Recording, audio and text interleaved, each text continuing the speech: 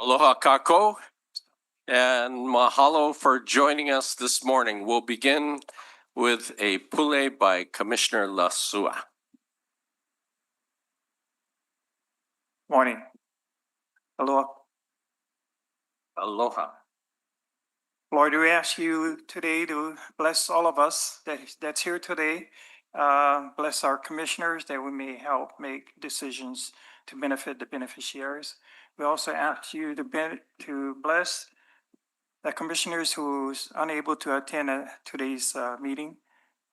And we also ask that you will help forward to everyone that makes their decision and testify on behalf of their kuleana. We ask all of this in your son's name, Jesus Christ. Amen. Amen. The meeting is being held virtually on Zoom, in person at Hale Pono'i, 915420 Kapolei Parkway, Kapolei, Oahu, 96707. I am not Kali Watson. I am Walt Kaneakua, Chair Pro Tem for the day. Welcome and mahalo for joining us. Today's date is Tuesday, November 18th, 2025. Leah, if you'll please call the roll. Commissioner Freitas. I hear you. There he is. Commissioner Kalekini is excused. Commissioner Kalepa is excused. Commissioner Lasua. Sorry. Here. Commissioner Marfil is excused. Commissioner Namu'o. Here. There you are. Commissioner Arnelis. Aye. Chair Watson is excused, and Commissioner Kaneakua. Aye. We have 5 members present. We have a quorum. We'll begin this morning with public testimony, followed by the J agenda. The commission will recess for lunch at 12:30 and hoping to reconvene at 1:30 to continue with the remainder of the J agenda. This morning, we have several people who are going to testify, and so we ask if you would please be respectful of the time. We'll ask you to limit your testimony to 10 minutes. One of the things that we do here is if there's further discussion to be made, we ask that you have it offline, and we'll have people available to discuss your issues if possible. So, first,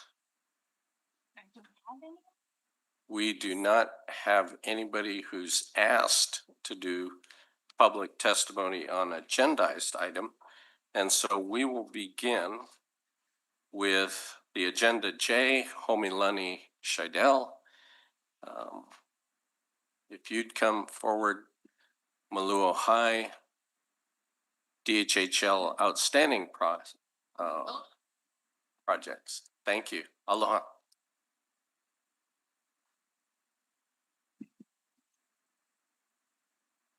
Aloha, commissioners. Can you hear me? Michael?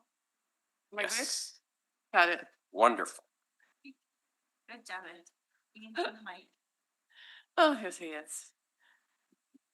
Oh, aloha, commissioners. I am Homilani Scheidel, a beneficiary and resident of Maluhai Residents Association. I appreciate this opportunity to come before you to address the safety and well-being of our residents. Before you is a packet that I prepared, and other commissioners like Commissioner Namu'o and Clay Keeney, the rest of you may not have any context of our efforts and the urgency to secure traffic calming measures in our homestead. So the packet before you will provide information and documentation I hope will assist you in understanding how imperative it is to implement measures that will help keep our families safe. These are the accidents that we know of because I've either heard the crash or someone called me and I would walk out to Kayao Avenue to investigate. For the most part, speed, distraction, or being inattentive have been the major cause of these accidents. Now, we don't know how many other accidents have taken place on our streets. An example is number 8, missing pole, at the corner of Kayao Avenue and Molo High Street. It's happened there before and on the east side of the street, so that makes 10. One can only conclude that a vehicle or a truck was involved. On September 14, 2023, DHHL staff and consultants Austin, Tsutsumi, and Associates presented community members with the draft traffic calming plan. Community members asked questions, provided information, and feedback for consideration. We were told the updated plan would be provided to the department, and we requested a copy for our review. To date, we have not received the updated traffic plan. So, it's been well over 2 years. Since 2009, the question for me has been, what will it take? A vehicle crashing into a home, resulting in the loss of life of one of our lessees or their family members? It would be catastrophic for any one of our families. This commission, the department, and most importantly, our trust. Why? Because my testimonies and our efforts to keep our families safe are on record. I don't think I need to elaborate, but I'm going to take this moment to do so. I will be stepping off of Molo High Board as president after 20-odd years of service. However, don't get excited because I'm going to still be sitting in that chair. Okay?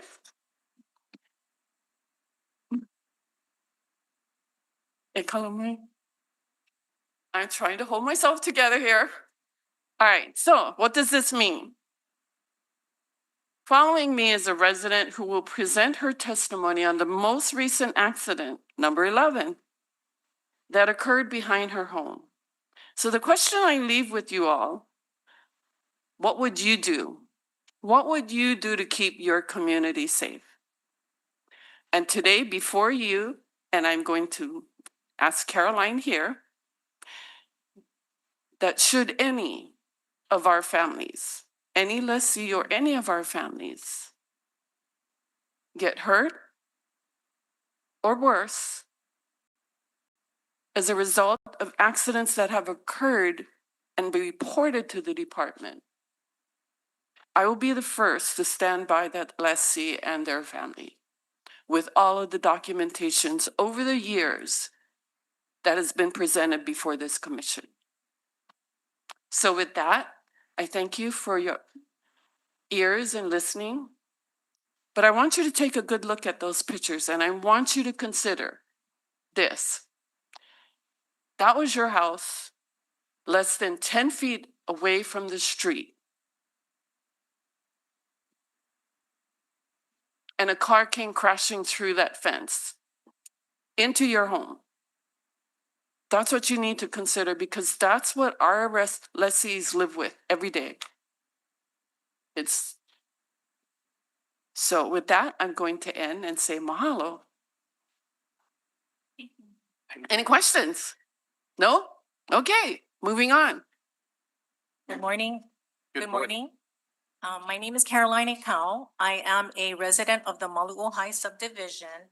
As Auntie Home had mentioned, I am here to testify regarding the most recent accident that took place last month behind my home. So on October 18, 2025, at approximately 10:35 p.m., a moped rider crashed into and damaged our back fence. While we were not home, a witness called HPD because the rider was injured. The rider fled before police arrived. So this incident has unfortunately resulted in a $1,000 expense due to our insurance deductible. This is the most recent in a concerning series of accidents in the specific area behind my neighbor and my home. So there were a total of 3 accidents. October 18, which is the most recent one. October 24th, 2021, a car hit the tree behind my home on Kayao Avenue. June 19, 2021, an accident occurred at my next door neighbor's home where a car veered and hit a tree or utility pole.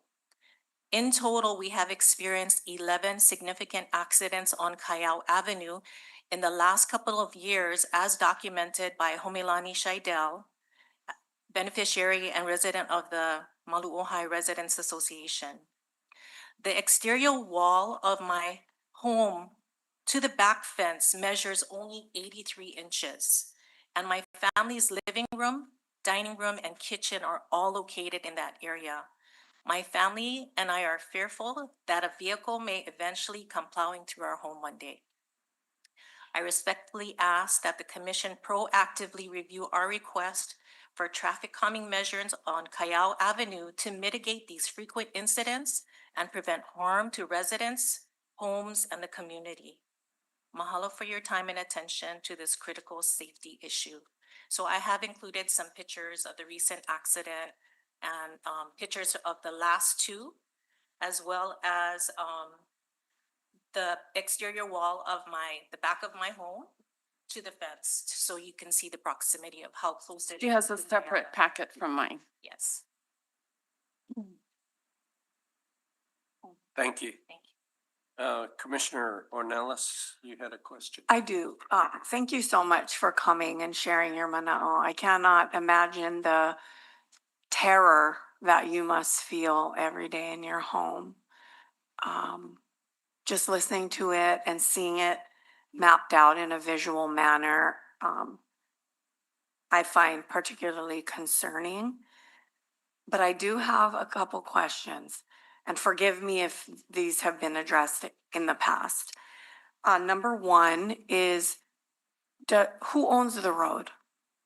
The department, So none of this, no portion of this road has been turned over to the city and county of No. Honolulu yet? yet. Okay, That is, the department has tried to upgrade infrastructure to meet city and county requirements, which is anticipated by the villages of Kapolei, of which our homestead is located in, to be turned over to the city for maintenance in 2030. So that process has been ongoing since we moved into our homes in 2001. okay, thank you so much for that clarification. And number two is, I appreciate, the outline of this, but at any time has you or have you or your group, anyone from your association, submitted to the department suggestions? And I only bring that up because traffic calming measures mean different things to different people. And so I ask the question because it can be as simple as signage. It could be speed tables, speed bumps, rumble strips, raised crosswalks. I mean, it really spans a multitude of options.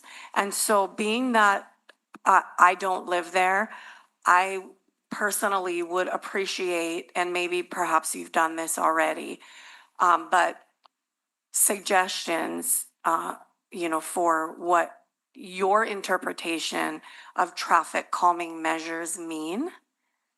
Because I don't know how many cars travel there per day. Has there ever been a traffic study? Have they ever installed the meters that can give an average of how many cars and the peak times?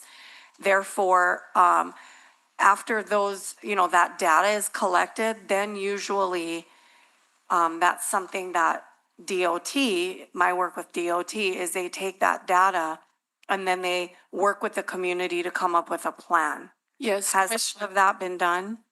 Yes, Commissioner, in the interest of time, Tsutsumi, Austin and Tsutsumi did go through that process, and they also provided our board with their recommendations, initial recommendations. Our board reviewed those recommendations and responded to it with what we suggested. Following that was the community meeting where they did their presentation. And our board chose to hold the meeting rather than being in a building. We actually used one of our board members' front yard, which is right on Kyle Avenue, so that there would be a visual for those in attendance and the consultants in doing their presentation, so that there was some relationship to what they were speaking on. So we've gone through all of that process. And if you look in your packet, I want you to understand, all of you who are not familiar with me by now, although most of you are,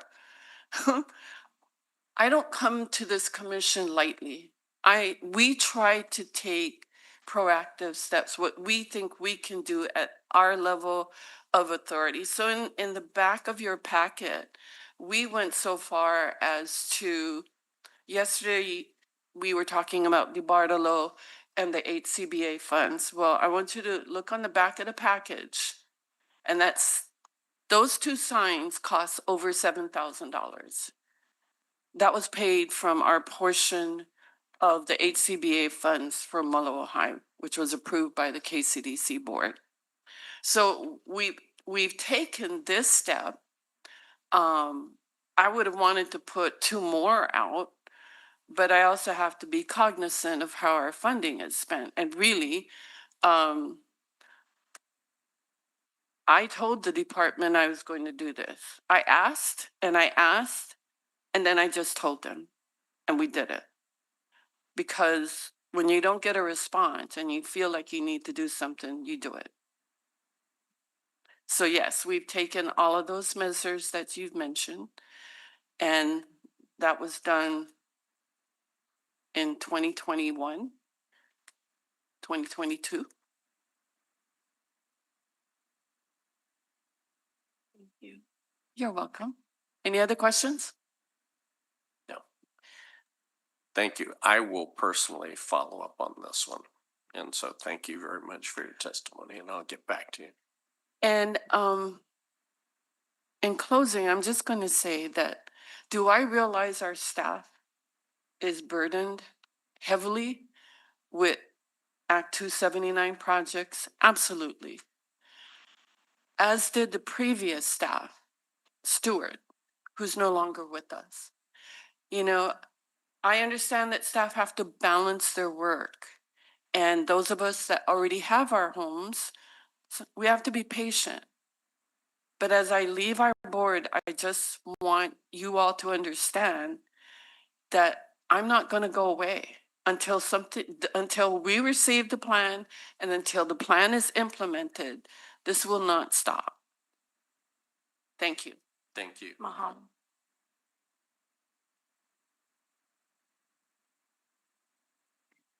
Next testifier, Lori Buchanan. Online from Waianae Homestead Association, talking about a lease. Good morning, Lori. Aloha. What enough really, I appreciate, I hope you can hear me. I have my earphones in. We can hear. Okay, to hear you guys better. That was a good presentation by the first speaker, and I wholeheartedly support them in their efforts. Aloha, my name is Lori Buchanan. I'm actually calling in from the island of Molokai, where I reside.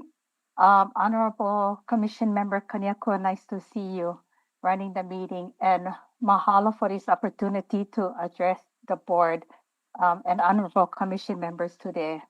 I'm here concerning General Lease number 302 in Waianae, TMK 86001-022.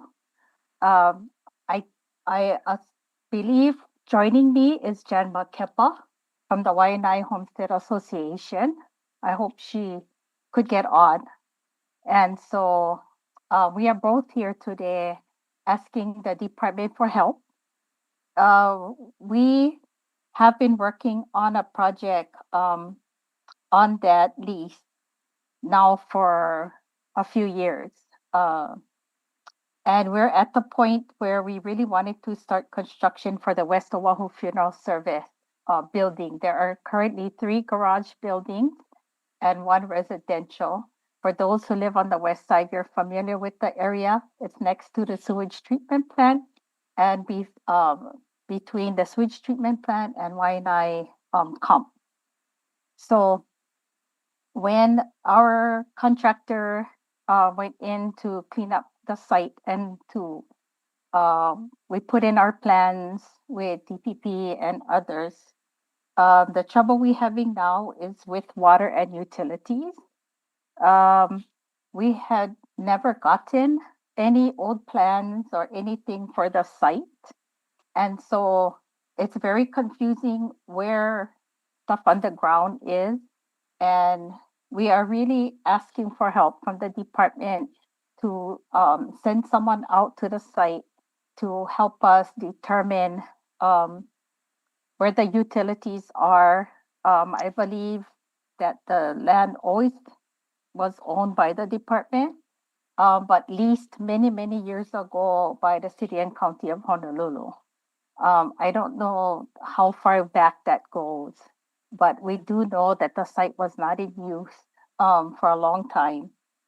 And what I told my builder was to not touch anything. And the reason why I said that was because just recently on the island of Molokai, we had a 24-inch main that broke from the water from the Molokai irrigation system that feeds all of the Department of Hawaiian Homeland farmers on the island of Molokai. That 24-inch main took 4 days to shut. My understanding from my contractor is that we contacted the Board of Water Supply and they would come and do the meter outside of the property. But our concern with the property now is we don't know if we turn on the water, where that water is going to go, to which building. And if you're not familiar with the site was pretty much abandoned except for the refuge, city and county refuge that was storing trash bin there for a long time.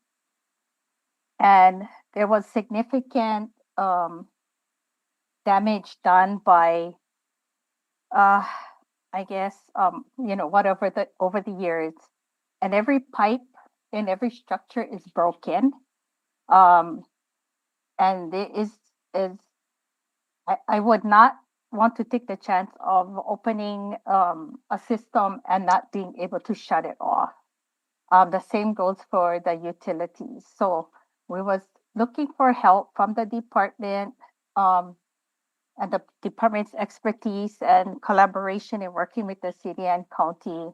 If they could just come out and help us make an assessment of how we can get power and water to building 3 in order to start construction by West Oahu Funeral Services. West Oahu Funeral Services has spent over $500,000 to date on this project, and with the hope that it wouldn't be that difficult to have water and electricity on the site. But I'm being overly cautious. And so I want the department to please, we humbly ask for help and just trying to make an assessment and determine, because if the department doesn't have any old plans for that site, maybe in their collaboration with the city and county, they can find some. I have not been able to locate that. Request to the department early on was unable to find any. So that's where we are. And I appreciate your time in listening for our pleas for help. And if Jan is on, if Jan, you have anything to add? Yes, I do. Okay. Mahalo, commissioners, for the opportunity to address you folks this morning. So like Auntie Laurie has been saying, there are utility issues that we're asking the department for help with. And so any type of plans, even if it's old ones that can show where the utility tie-ins are located, that would be very helpful.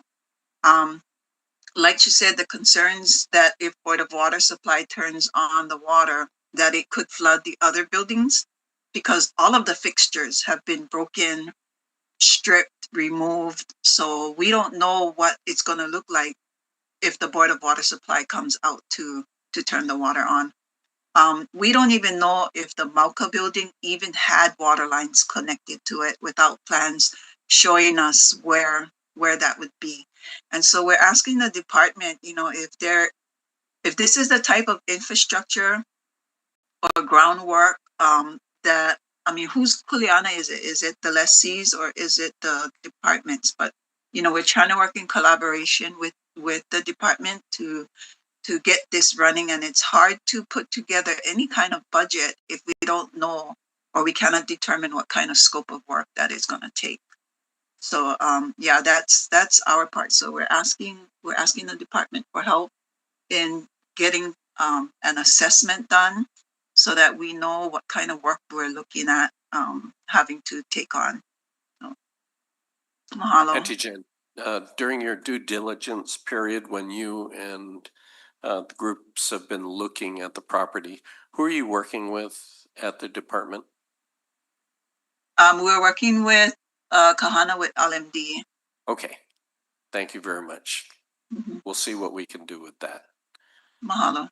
Thank you.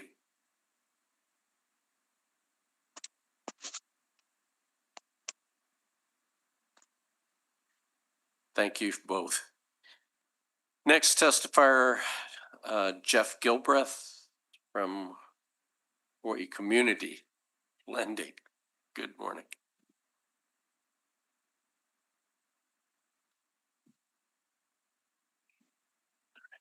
Well, commissioners, thanks for having me and having the time to chat with you. You know, I wanted to take the opportunity just to share with you folks the partnership between our nonprofit community development financial institution and DHHL over the last couple of years. I know you folks are always looking at the high level stuff, but I think when you get into the nuts and bolts of it, you start to see some of the really promising practices and processes that can help families move on to the land and stay there. So just wanted to share, you know, you folks were, Department of Hawaiian Homelands entered into a guarantee agreement with our nonprofit. So Hawaii Community Lending is a native community development financial institution. We essentially step in when the banks and credit unions won't or can't do the loan, but we can. And it comes along with technical assistance to help the families through the process, as well as HUD counseling by our partner nonprofit, Hawaiian Community Assets. We've been around since 2002, first as a mortgage broker, founded by Blossom Faitera and Kehaulani Philly Moiatu in the Paukukala homestead, and now we're statewide. But to get you guys some updates, so since the guarantee agreement went together with DHHL, we've done 19 construction loans for $6 million. We've built that fund up to $11 million total. These families have all received technical assistance through the process. So what we found was there's a lot of families that had that lease, right, and the vacant land, but couldn't build because couldn't find the financing that was affordable to actually get it done. But also just the process of the family being the developer themselves, right? Having to go through pre-construction, the permitting process, right? You've got nonprofits and for-profits that just specialize in that, and these families are kind of left on their own, but our team walks them through that process. Give you a sense of what our price points are looking at. We just finished a 4-bedroom, 2-bath home in Upcountry in Kula on Maui. 1,900 square foot home for $420,000. That included a 5-bedroom septic in the side of the mountain. And This is based on package homes that we've developed with HPM and Honsador that are value engineered. So think single pitch roof, right? Nothing real fancy, but the family really appreciates it. That home appraised over $620,000 recently. You go down the mountain to the turnkey developments and you're seeing homes between 645, 625 for a similar footprint. So we're showing that our partnership with HPM, with Honsador, working with builders, we can get that price point down for the families that have those vacant land leases because they can't afford the turnkey most times anyway. We've done 3 mortgage loans, so we're a direct mortgage lender as well. Got some money from USDA, got some private capital. We've done about $1 million. Those interest rates right now are at 4.125%. So our mortgage loans right now are under 5%. We can do that because we bring in grant money. We match it with the debt capital. DHHL guarantees it 100%, and we can come out and do those loans. So I would just say anybody listening online or in here, or you folks, we have mortgages at 4.875 and below right now.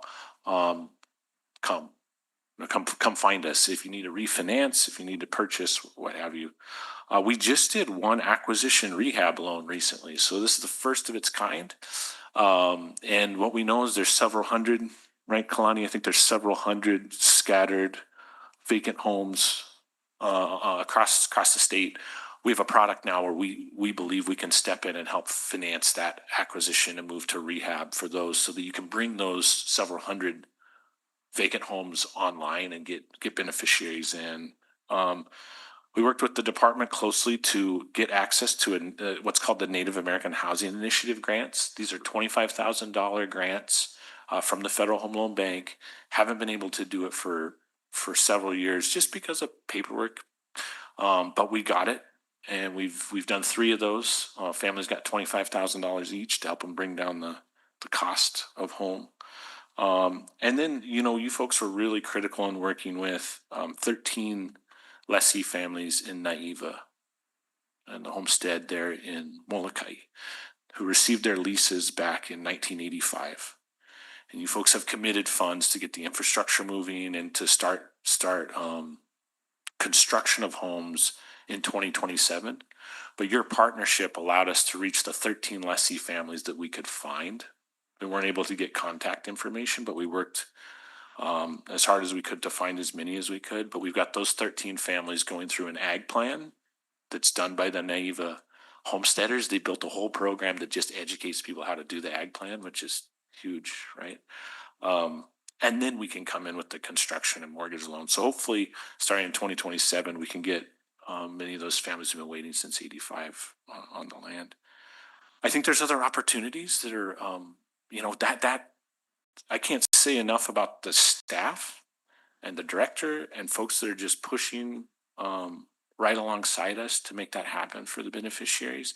It wouldn't be possible without that kind of, I think, collective energy behind this. And I think that it rolls down from the commission. So I mahalo you too. But I think there's also additional opportunities that could come forward. So like I said, those mortgage loans, you don't have to be low income to get those mortgage loans under 5%. Come talk to our team, HawaiiCommunityLending.com.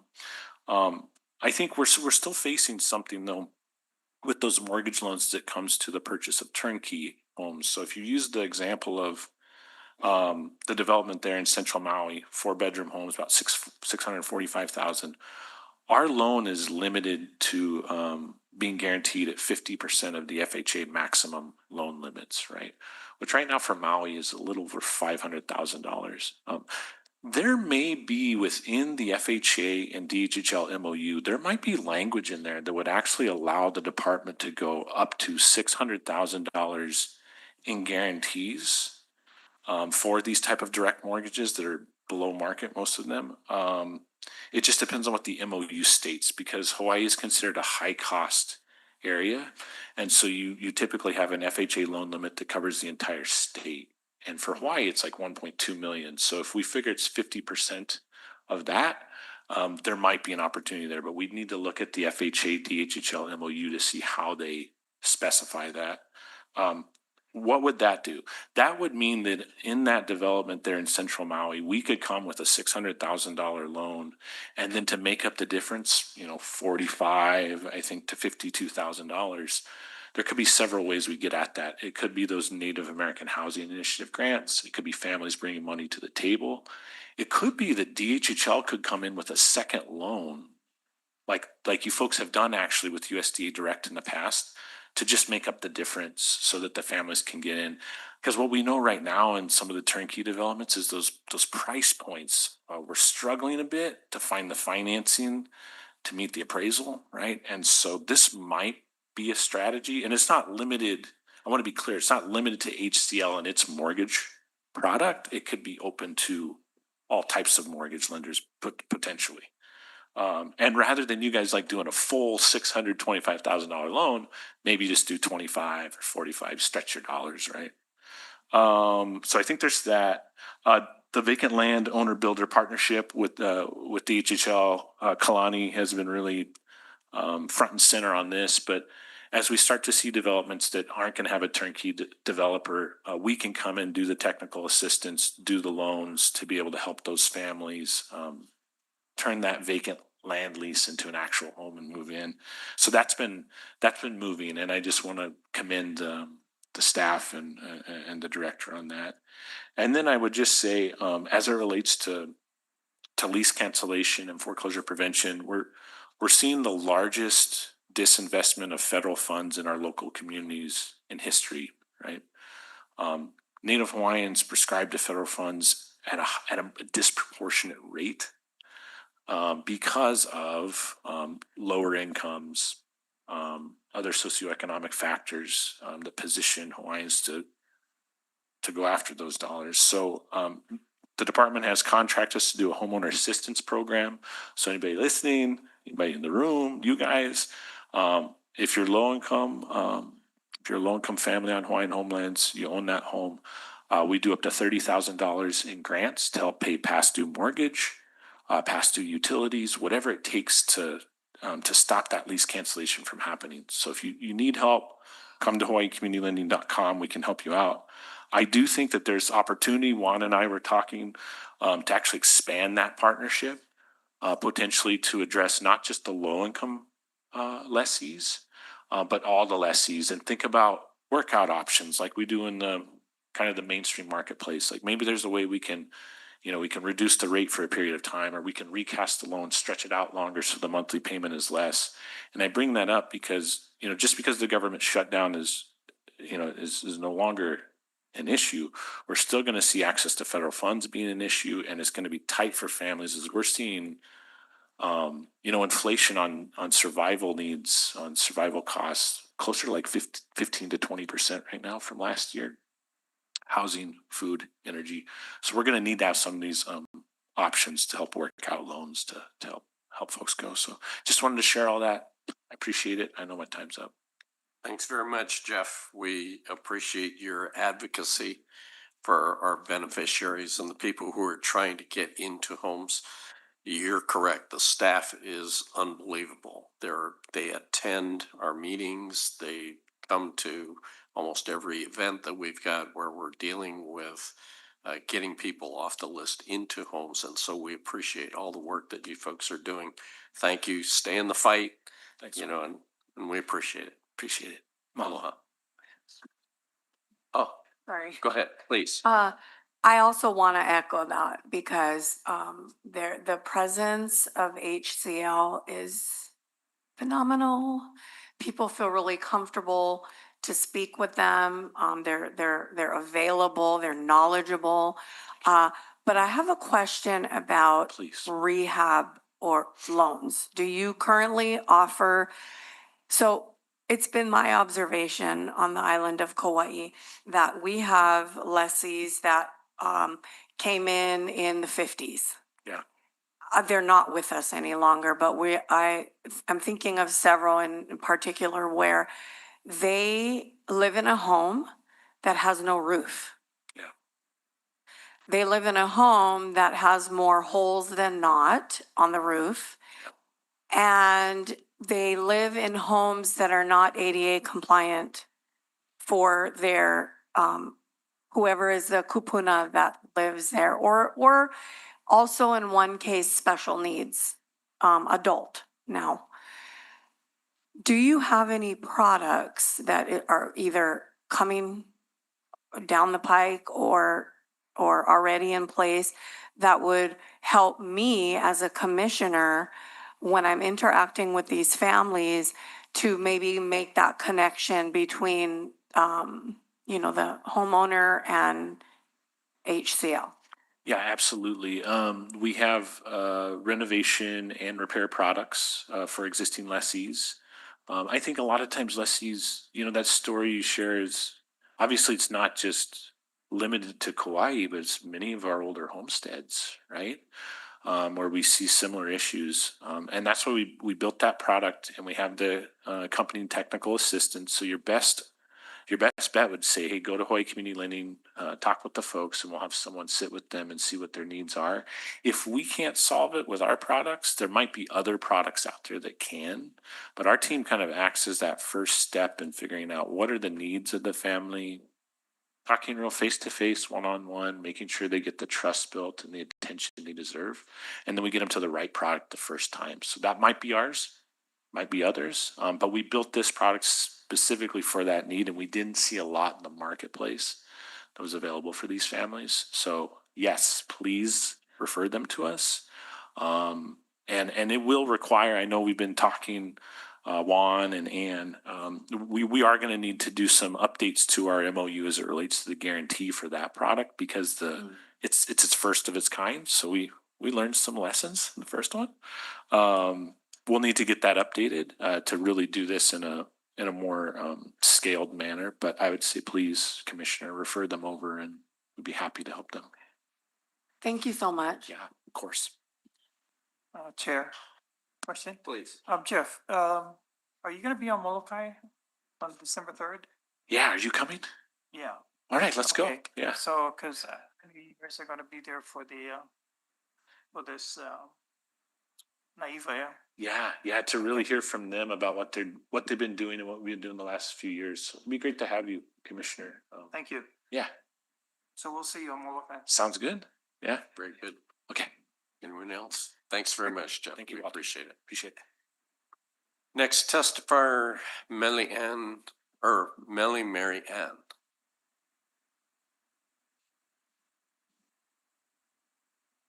Online, in the house.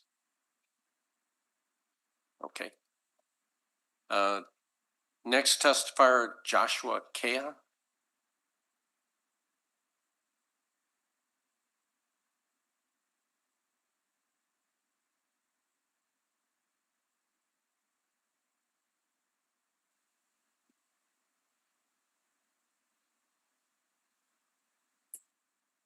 You guys get handed this pack. You got one for that lady. Mind if I go grab it? Okay. No.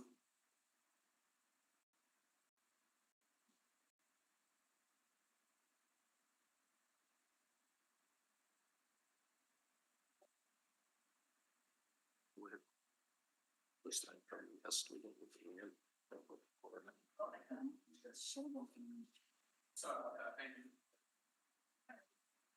Thank you.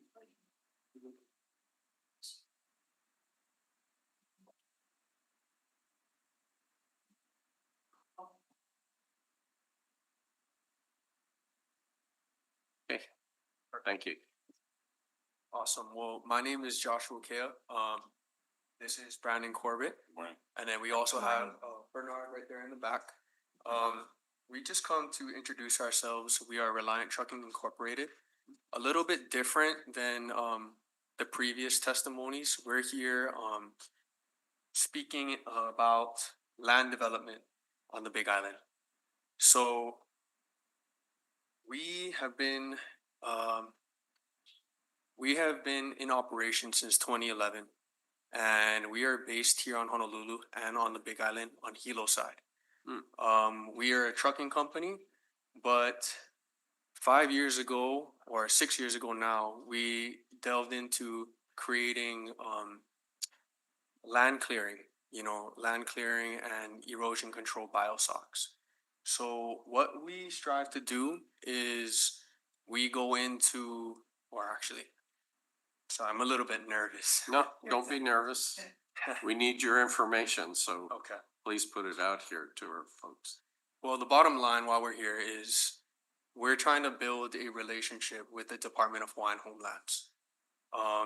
We understand that your guys' goals and your initiatives are to create more opportunities for bringing Hawaiians back living on the land, especially on the Big Island. You know, our operations are in Hilo, and when we drive through Hilo and Paneava, we see a lot of undeveloped acreage of land that could be developed for new subdivisions, new communities, and just new opportunities for Hawaiians to come back and live on the land in affordable housing, prepared or developed the right way. And I believe that our company on page 4 is a picture of our heavy duty mobile grinder. We have the expertise, we have the equipment and the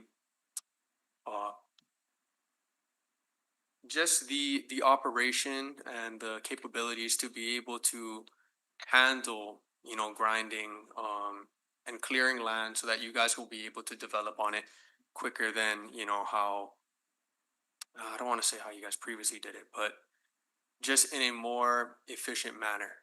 I believe that we're a full service, so we have trucks. We have our grinder. We can bring the grinder on site. We can mulch down all the trees. Load it into our grinder. We can grind it so that we have more capability to have more biomass in the truck, so you don't need to spend more money on hauling and disposal fees. We also take the mulch and we're able to create erosion control biosocks that can safeguard our local waterways from the pollution and like the byproduct of construction. You know what I mean?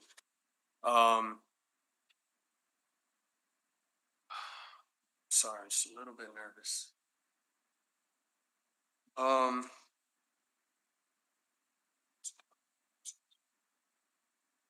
Yep, and the main thing is we want to help and create a relationship with the DHHL to be able to provide affordable housing faster and to allow you guys to, worry less about the process and just focus more on building and getting Hawaiians back on the land.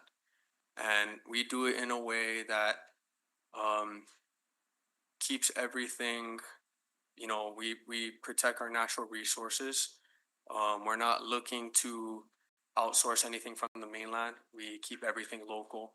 Our team on the Big Island lives on DHHL land, so they are familiar with the procedures and how to operate within the guidelines that you guys have specifically. And we're able to just help you guys build, sustainably and get the job done conveniently. We're not in the business of, overcharging. We, myself and my father, we are Native Hawaiian, so we understand the importance of, taking care of other Native Hawaiians. But the goal is to become a vendor and hopefully, like in the future when you guys are looking to create new subdivisions, that we can get a call and hopefully bid on it and provide a service for not just you guys, but the Native Hawaiian community. Yeah, thank you. Sorry, I was a little bit nervous. you. If you guys have any questions, Just if you guys have any extra questions about. Yeah, he's the person that is in charge of all of our operations. So when it comes to like the I guess the Scheduling. area, the scheduling, the actual operations, he's your guy right here. Yeah. Okay. Very good. Anybody? Okay, please. Erosion control, can you kind of take a deeper dive and kind of give us a little bit more of a, just a description on that? So like the biosocks, Oh, sorry. So like the biosocks for job sites, it keeps it keeps the dirt in and lets the water out. Cause you can't have dirt running down infinite drains and stuff like that. So, We align with the Hawaii Clean Water Act on that. We just want to protect the native Hawaiian waterways. It is required on all the job sites, so what we do with it is we'll manufacture the biosocks, and then we do provide local general contractors with those biosocks so that they can place it over storm drains when they're fixing roadways or, you know, building up a house from the ground up and stuff like that. Yeah. Comment. Sorry, it's me again. No. I just want to say that I just find this extremely refreshing. Thank you so much for coming today. And thank you for sharing the good news. I think that in my study of the act, which didn't just start this year, by the way, I think this is a classic example, a living, breathing example of rehabilitating the race. And so I personally love it when we get to hear these stories of Hawaiians, beneficiaries, you know, coming and doing PR and marketing for your own company and wanting to create these powerful relationships with the department. I wish it was completely my say because I would say, where's the contract? I think that that's how we rehabilitate the race, is by Hawaiians for Hawaiians. And I thank you so much for this presentation. I will be looking at it in depth. And I hope that, you know, the opportunity will arise. But thank you for coming today. Thank you guys so much. Appreciate it. Thank you both.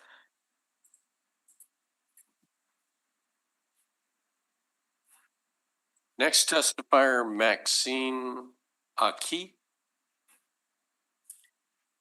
Yes, good morning. Aloha mai kako to everyone. Good morning. Good morning. Let's see. It was nice meeting a few of you last month at the Hawaiian Council Convention in Washington State. My ohana lives here in Washington State, but I just want to kind of convey that Washington is not our home. Hawaii will always be our home, and we, you know, I just wanted to provide a face to a name, a beneficiary that many of the decisions that the commission and the chair makes really impacts all of us. Sometimes for the beneficiaries that live on the continent, I mean, I'll just say for myself and my ohana, sometimes we feel invisible because, you know, and forgotten in some ways. But first, what I wanted to say is, I want to say mahalo and a great deal of gratitude to Chair Watson and all 8 commissioners for your courageous, purpose-driven, and holistic leadership. You know, at the convention, they talked, Governor Waihee talked about leadership. And I think that what your commission is doing right now is just an outstanding leadership. And so, and why I say that is because you've had to make some really unpopular and tough decisions. And but I feel that you've made decisions that benefit all the beneficiaries as well as the lessees. And so, you know, for example, one of them is the courtyard at Waipoli. I know that different people have different journey. Some people that live on the Aina, they have a different priority than we might have here in the continent, because our priority is we want to come back home.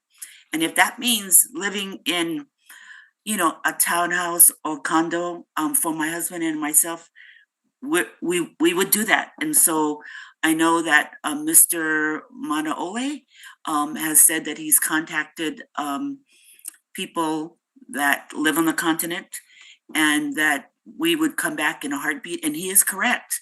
I wasn't contacted. I mean, he probably contacted people that were on the Kauai wait list, and but we would. And so I appreciate the project leases, so that if we do get awarded a project lease, that we can have a successor that's 25%, and that would be our children.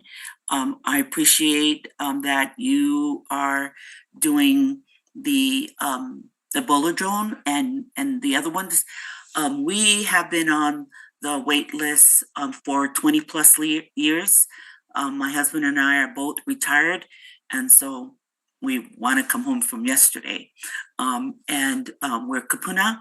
And so, we have been contacted for the Kaupea and the Kapolei 700 lots. However, we weren't one of them that was selected. I was happy for all the other families. And I understand some of the decisions you guys have made, but with Kunia, that you made a different decision. And even with Eva Beach, I understand that parcel, there might be EA issues there, as well as there might be some suspension on the Maili project. And so,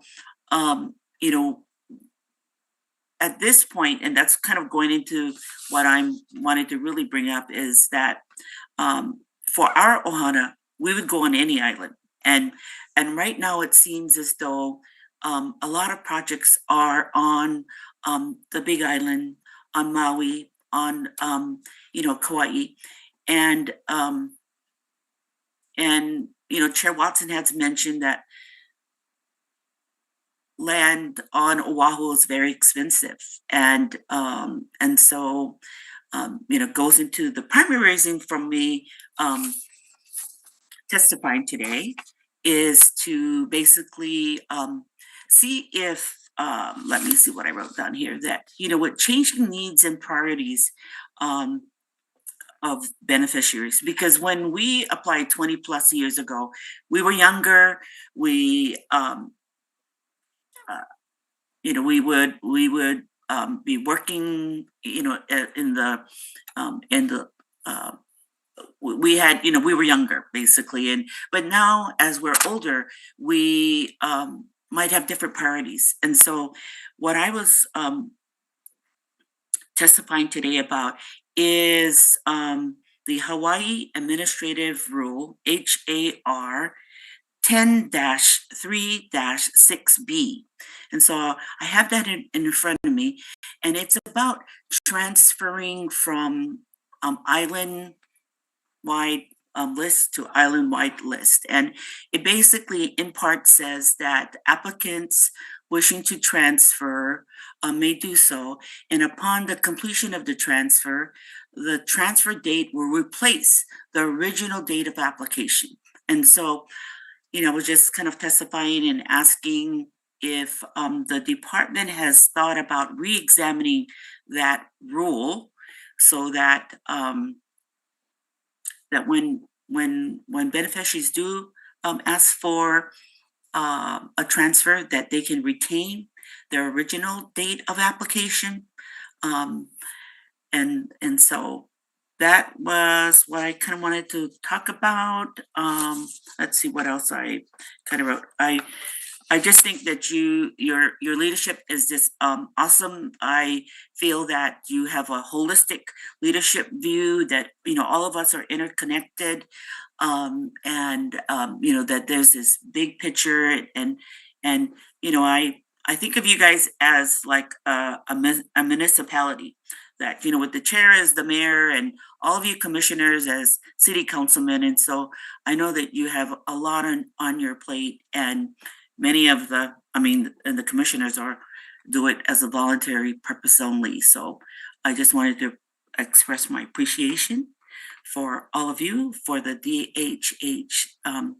DHHL staff, and yeah, and just kind of like putting that out there and seeing if maybe that can, and how to maybe go about making some changes with that. Thank you. Mahalo. No. Maxine, thank you very much for visiting us from the continent and bringing a little bit of our diaspora back into Hawaii so that we can see what you folks are thinking about as you try to return home. Yeah. Mahalo. The rules that we have, we are very, very busy trying to get people off our lists into homes that they've been waiting sometimes decades for. I'll take a look at the rule. Right now, we're serving as many as possible on all our islands as fast and thoroughly as we can. But we appreciate your testimony and thank you very much for joining us this morning. Thank you. Aloha. Next testifier, Patty Kahanamoku Teruya.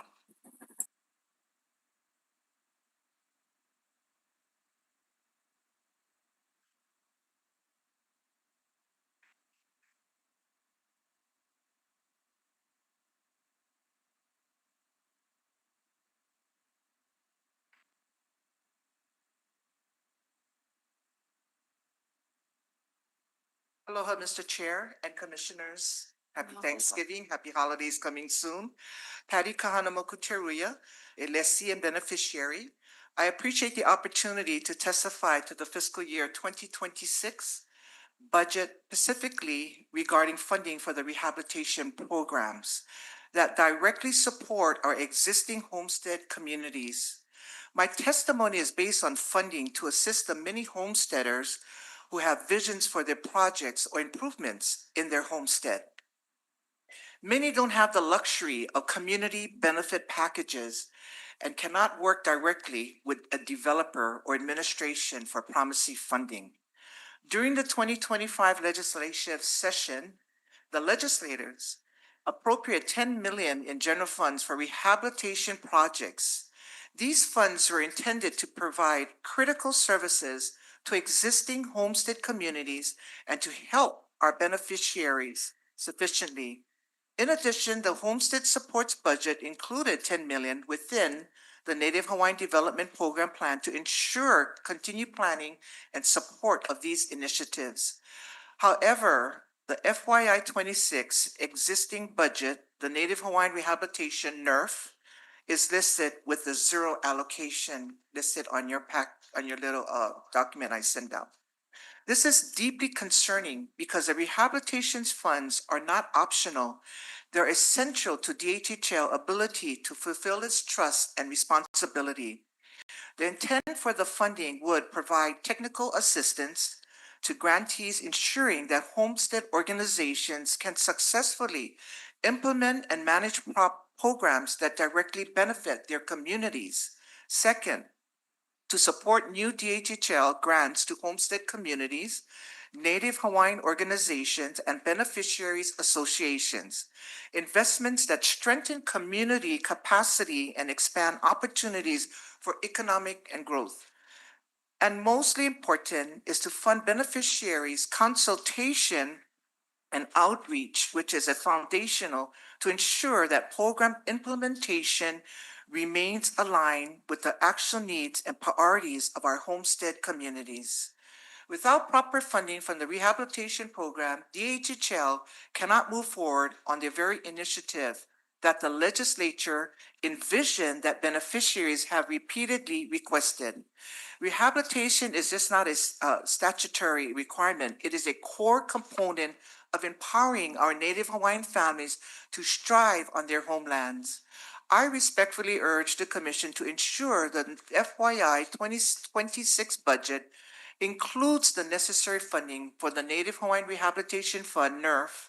Restoring these dollars will allow DHHL to maintain continuity of services. It meets the fiduciary obligations and advance true economic self-sufficiency for our beneficiaries. Mahalo for your time, for your commitment to our homestead communities. Happy blessing, Thanksgiving, and safe traveling. I know I still have some time, and I just wanted to add another one of consideration, Mr. Chair.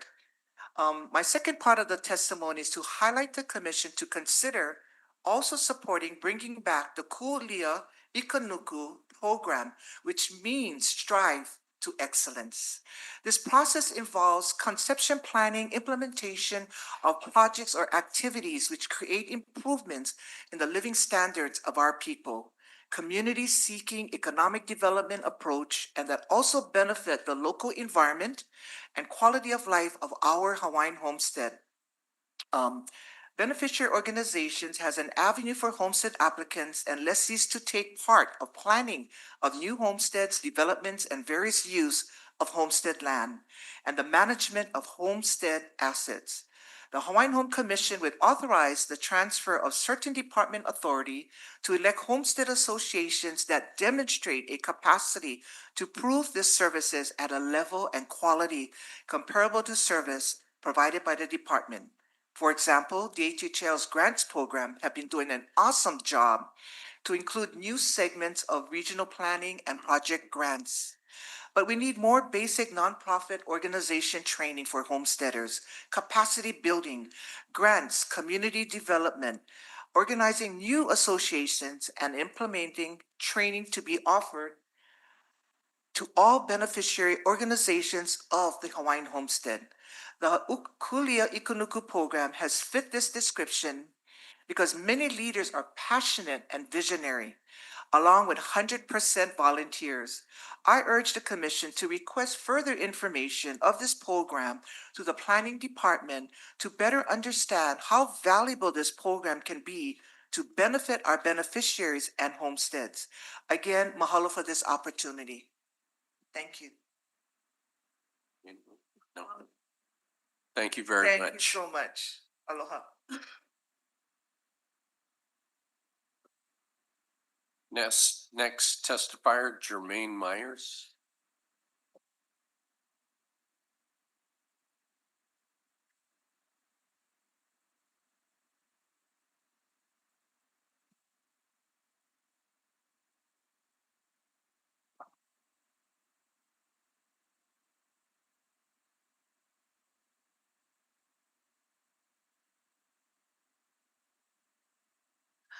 Aloha Commissioners. Aloha Commissioner Paulina Moa online. My name is Jermaine Myers. I'm a Nanakuli Hawaiian homestead lessee since my uncle transferred his lot to me in 2001.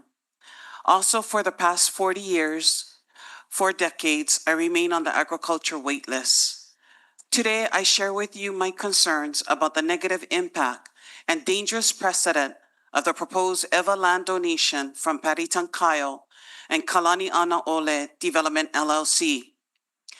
The very first presentation from the Office of the Chairman came to the Hawaiian Homes Commission on Monday, December 16, 2024. Agenda C1, approval to authorize the DHHL to negotiate an agreement to accept a donation of a 19.354 acre parcel in EVA on the island of Oahu. This agenda item came from Russell Kaupu with the recommendation, motion, action that the Hawaiian Homes Commission authorize and direct the DHHL to A, negotiate an agreement to accept a donation of the property encumbered by a ground lease to an affiliate of the donor. Under A, 4 directives were listed, of which number 4 states, contains such other terms and conditions as DHHL in its sole and absolute discretion determines as necessary or appropriate. B, conduct beneficiary consultation on the planned non-homestead development of the property. C, present the negotiated donation agreement along with the results of the related beneficiary consultation to the Hawaiian Homes Commission for approval, and D, etc. Next page, please. Background. Kalanian Ole Development LLC, KDL, is a Hawaii real estate developer company with Hawaii real estate developer principal Patty Tankayo and Nan-Shul Shin. KDL is currently under contract to acquire the property located in Ewa, Oahu, which is zoned partially agriculture and partially R5 residential. Commissioners, I copied and pasted directly from Russell Kaupu's C1 proposal to the Hawaiian Homes Commission, his submittal from the bottom of page 1 and the top of page 2, which states verbatim the following. KDL is proposing to 1, consummate the purchase of the property, 2, enter into a ground lease with a special purpose entity it controls, Kua'ai Halewai LLC, KHL, which was formed to pursue commercial development of the property. And 3, donate the property encumbered by the KHL ground lease to DHHL. DHHL would then be the fee owner of, not off, the property and assume the role of ground lessor under KHL lease. Next page, please. In DHHL's hands, the property would not be subject to City and County of Honolulu's zoning restrictions, and KHL would be free to pursue its planned development. Commissioners, now I'd like to share with you the negative impact and dangerous precedent this transaction would affect on the Hawaiian Homes Commission Act and its beneficiaries. Number 1, it creates a loophole that allows developers to bypass county laws. If the DHHL accepts a land donation and grants the donor developer a general leaseback, the donor developer can operate under DHHL entitlements instead of county zoning and permitting laws. This means the donor developer can avoid zoning restrictions, avoid special management area requirements, avoid community protection rules, and avoid public review and county permit processes. In practice, this allows a private donor developer to skip the very rules that protect Hawaiian communities, environmental resources, traffic safety, and shoreline areas. This is not what DHHL entitlements were intended for. Number 2, it would be the first time in DHHL's history, and it sets a permanent precedent. DHHL has never before accepted donated land only to lease it back to the donor developer so they can avoid county regulation. Next page, please. If DHHL approves this once, it becomes a legal and policy precedent. Future developers will point to this case and demand identical treatment. You gave them a general lease to avoid county zoning. You must give us one too. You accepted their land donation, so you must accept ours. Once a precedent is set, DHHL cannot easily say no to future donor developers without facing legal challenges, discrimination claims, or political pressure. Number 3, it transforms DHHL into a zoning workaround agency. Instead of serving Hawaiian beneficiary, DHHL becomes the new pathway for private developers to escape county rules statewide. This undermines the purpose of county planning, environmental protections, community input processes like neighborhood boards, long-standing checks and balances, the integrity of DHHL's mission. DHHL should never become the shortcut for private companies to avoid regulation. Such transactions fundamentally changes DHHL's established role in land use governance. Number 4, it diverts DHHL away from beneficiary priorities. When DHHL entitlements are used to advance private development projects, it steals resources from homestead development, infrastructure needs, repairs and replacement. Next page, please. Case management, beneficiary consultation, parcels of land and housing opportunities for waitlist families. DHHL staff time, land authority, and political capital would be spent helping developers, not beneficiaries. Number 5, it undermines public trust and beneficiary confidence. Beneficiaries already struggle with slow homestead development, long wait lists, lack of transparency, inconsistent consultation. Allowing developers to cut through using DHHL land damages the credibility of the entire agency. It signals that developers get special treatment, beneficiaries come second, DHHL rules can be manipulated, consultation is merely a formality. This widens the gap between DHHL and the very people it is meant to serve. Number 6, it opens DHHL to future abuse. If one developer can donate land for favorable treatment, others will follow. Future companies will be encouraged to donate unusable land with its incompatible zoning restrictions, secure a general lease, build what they want under DHHL entitlements. Next page, please. Avoid county restrictions entirely. This becomes an incentive for manipulation, not housing, not fairness, and not beneficiary advancement. Number 7, it violates the spirit of the Hawaiian Homes Commission Act. The Hawaiian Homes Commission Act was designed to restore land to Hawaiians, support homesteading, advance beneficiary well-being, not to provide a loophole for private developers, offset corporate permitting challenges, replace county regulatory processes. Using DHHL authority in this way is not aligned with the trust obligation. Next page, please. The negative impact and dangerous precedent. Approving the proposed Kalaniana Ole Development LLC land donation plus 65 years general lease arrangement with Patty Tankayo would set a dangerous precedent. For the first time in DHHL's history, a private developer would get to sidestep county zoning and permitting simply by donating land and receiving a general lease back.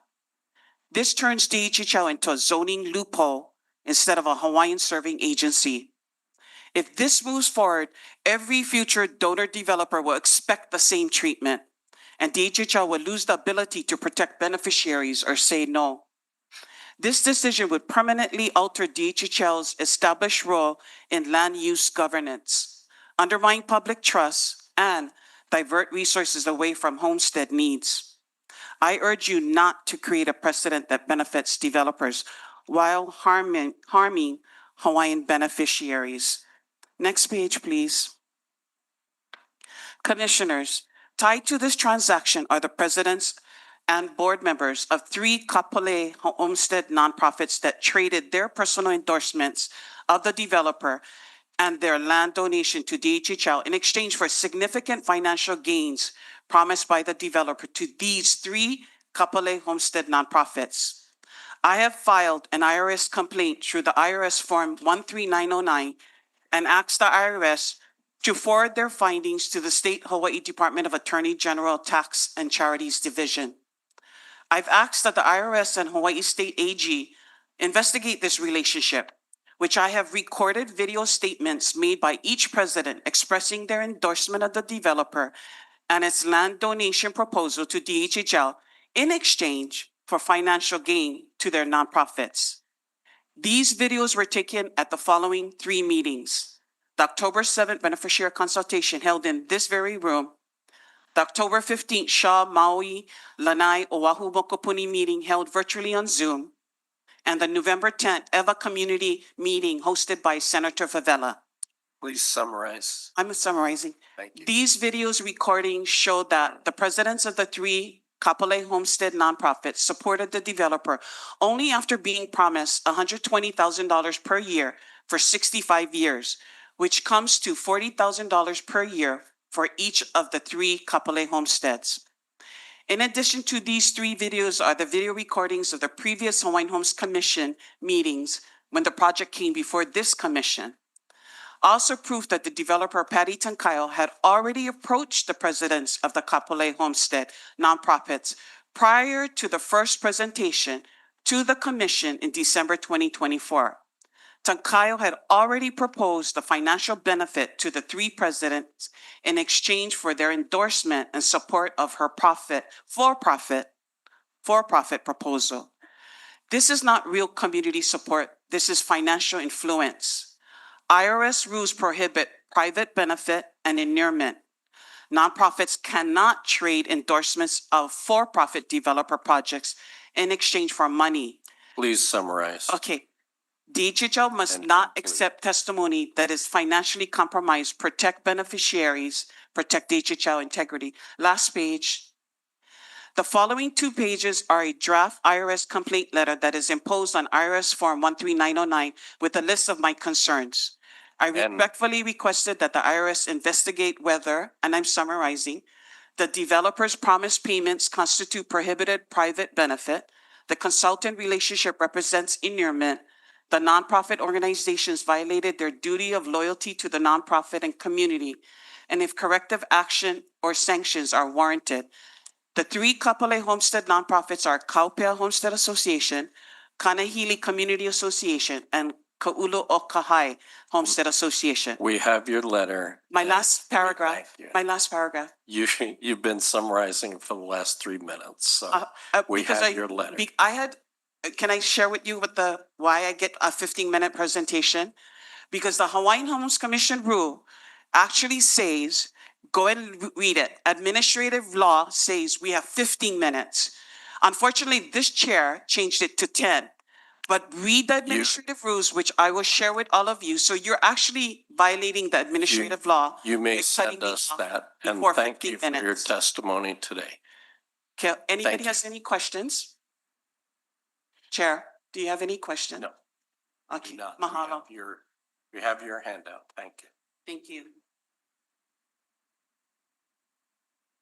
Is there public testimony from Robert Bronco?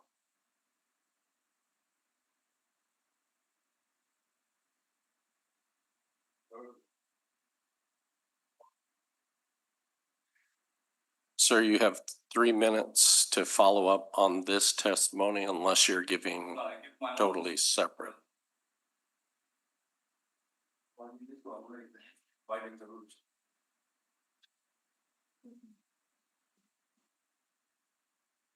This is gonna answer Mr. Rosso. You know, it's so strange that you get outer islands, yeah. The outer islands is always asking the question about what's happening in the world. Yeah, it's right now. This is ACGB right here. So one of his questions, yeah, when Clay was over here about contamination. So in this, we show videos of Carly Watson's ACGB, Kalai Law, Monterey Way, and Enterprise Way. In this video, it will show the land is just, we have Nigerians over here, we have Mexicans over here, we have Russians over here, we get the Hondurans over here, and you get 3 local guys inside there, some BC. This thing might end up getting blown up. So Mr. Losua and Palekini was asking about contamination and what they're doing. Go on your 3rd page, and you will see, what is that? It looks like somebody spill ice cream or something, huh? That's all diesel gas. That's when they take apart the vehicles. But the thing is that another thing is that when you look at what the guy is doing, he sprays 5 cars a day, not in the booth, just right in the open, just like nothing. Majority of these guys is over here on work visa that was already that has already been expired, yeah. And so I was with these guys for a couple months, infiltrated that, just hang out and find out. And one of the things that really shocked me was that I said, "God, you guys not scared of ICE?" They said, "Oh no, brother, this is the Hawaiian land, and we're protected by the Hawaiian king." And then I'm like, "What?" He said, "Yeah, we come over here, we go down there, we can see everything. Yeah, we get cameras, everything. So if ICE trying to come down, and I see them firsthand, ICE came down, tried to get them, they run inside, on the back, they couldn't come in."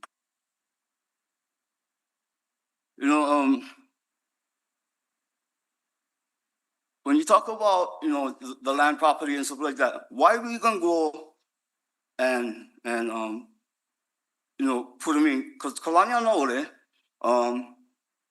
Nakoa, HCGB, that's all one entity, all created by the chairman, Carly Watson. You know, and we get the receipts for this. What really didn't strike me on this, was that my auntie, she said, "Oh, you can come down, you know, help me fill out these papers." And this was about maybe 5 years ago, and was the Nahaza application. So I never knew nothing about that. You know, I was just right in the process of getting clean and sober, you know, changing my whole life, the whole thing and stuff like that. And we filled it out, and week and a half, she got the thing back and said it was denied. Yeah, why was denied? The ERR. 2 years later, mom asked me for doing the same thing. This time, I already graduated from school. I already got my associates. Do the same thing. Talk with Annie them and Milani them. The thing came right back. Same thing, ERR. So in my closing thesis, in my last paper, yeah, was a compare and contrast, yeah, an 11-page essay. I did a survey of Nanakuli, and I did a survey of Waimanalo from where I'm from. What happened was that finding out that I have you know, find out that they filed for Nahaza. They filed for the Nahaza, yeah? 19 of them, yeah, 17 of them, ERR. Waimanalo 22, 21, ERR. They all get the same thing.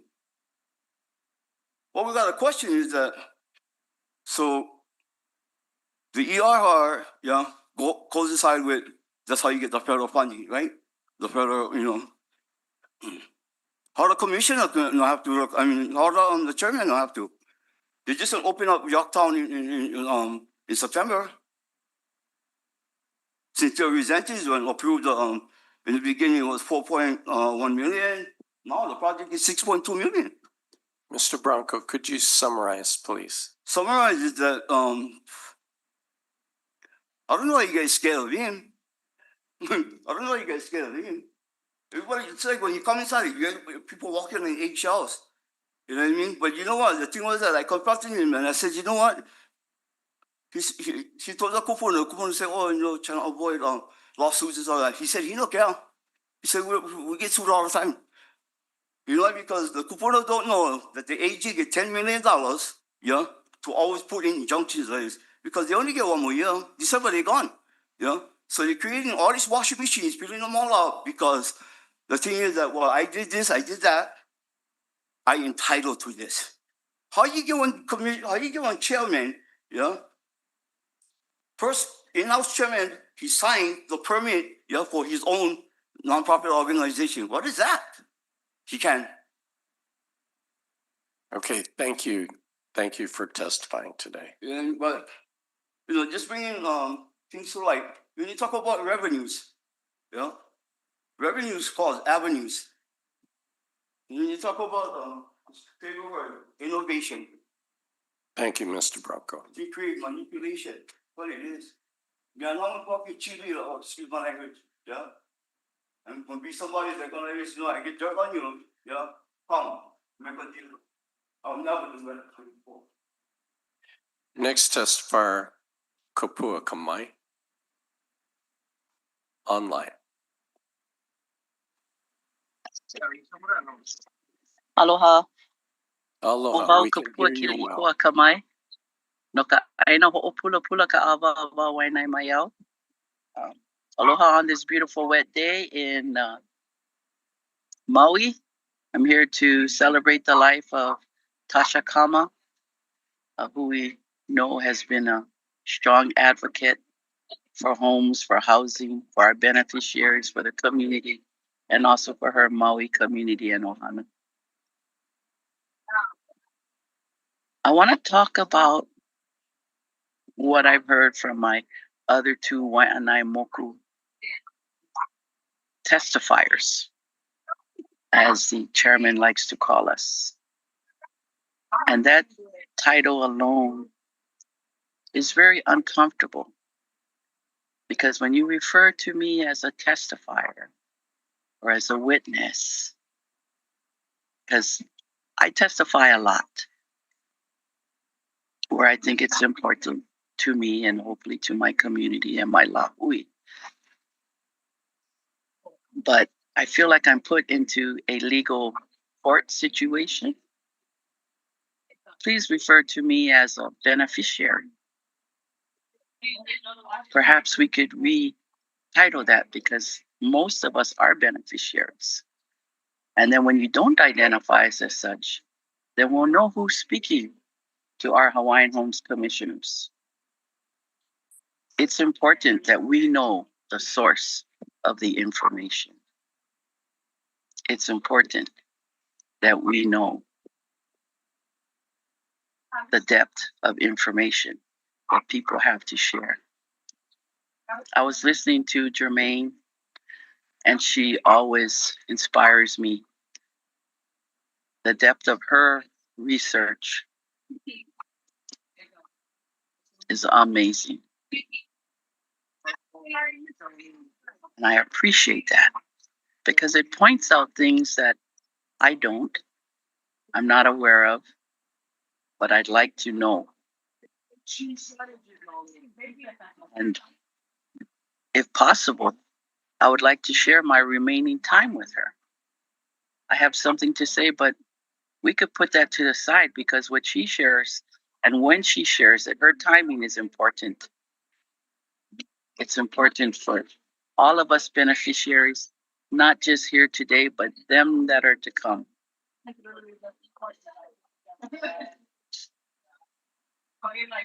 And also to Patty.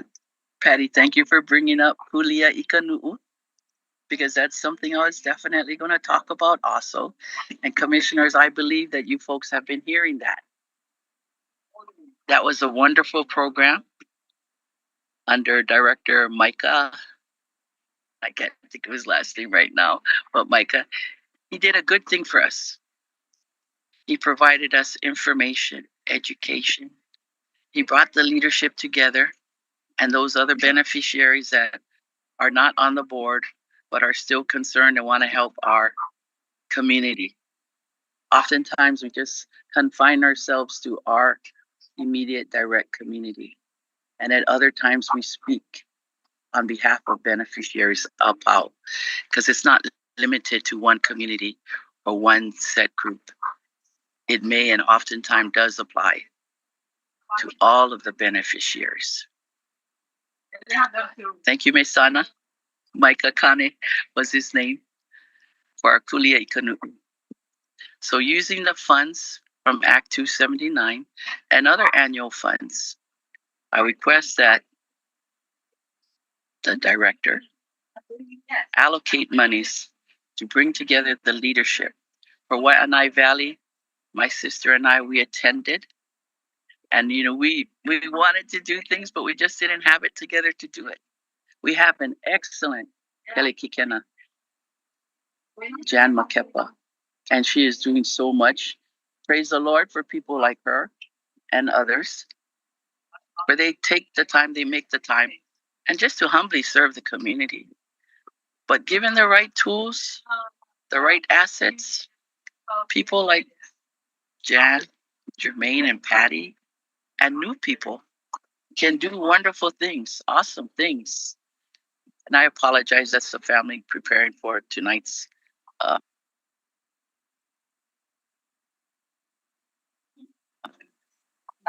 apologize, we had a call. So getting back to it, commissioners, please consider what is always shared with you. And I want to ask you, commissioners, I thank you for serving, because it is a commitment of your time, of your diligence. But I have to ask you, are you serving the beneficiaries? Or are you serving the director? Or are you serving the governor? I thank you folks for having your organizational background and skills, your professional background and skills. But is that sometimes put on the platter when you're being offered this position? Because there are others, I imagine, that would apply but don't have all of the organizations and connections that some of you may have. But I wonder if sometimes the decisions that you choose to make serves the beneficiaries 7 generations down, or serve those of us that are here today, or serve certain people that are here today.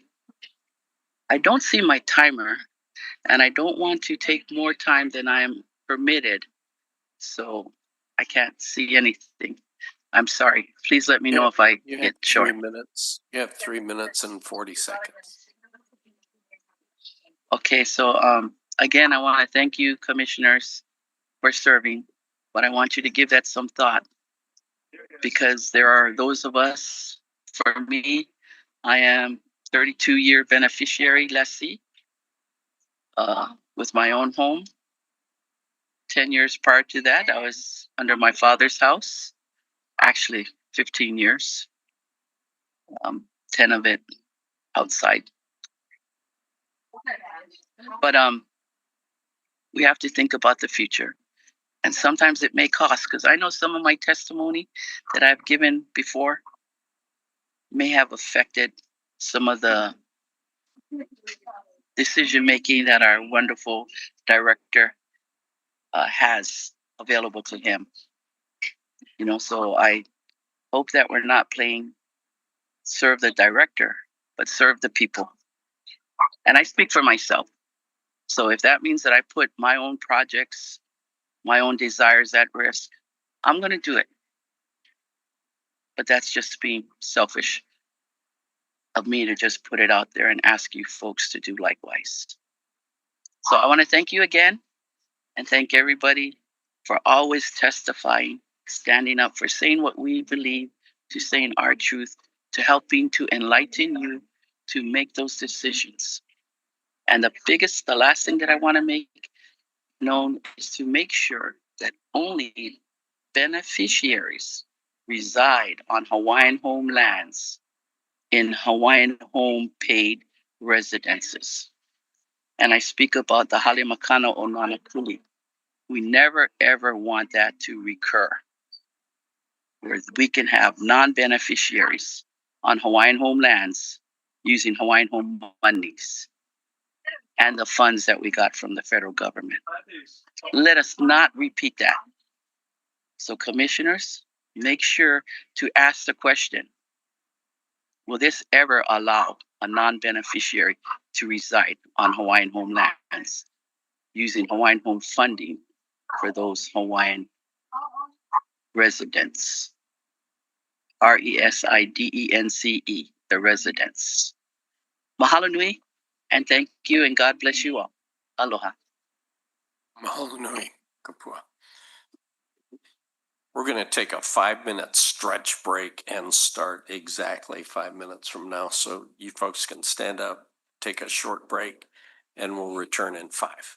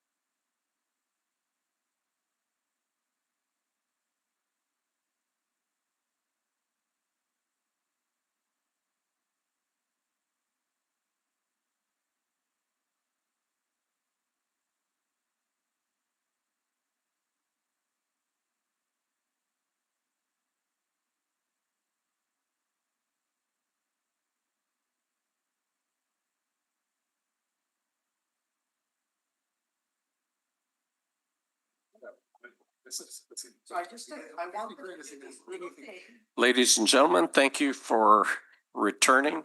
We're gonna continue with testimony from Sherilyn Wahine Kapu.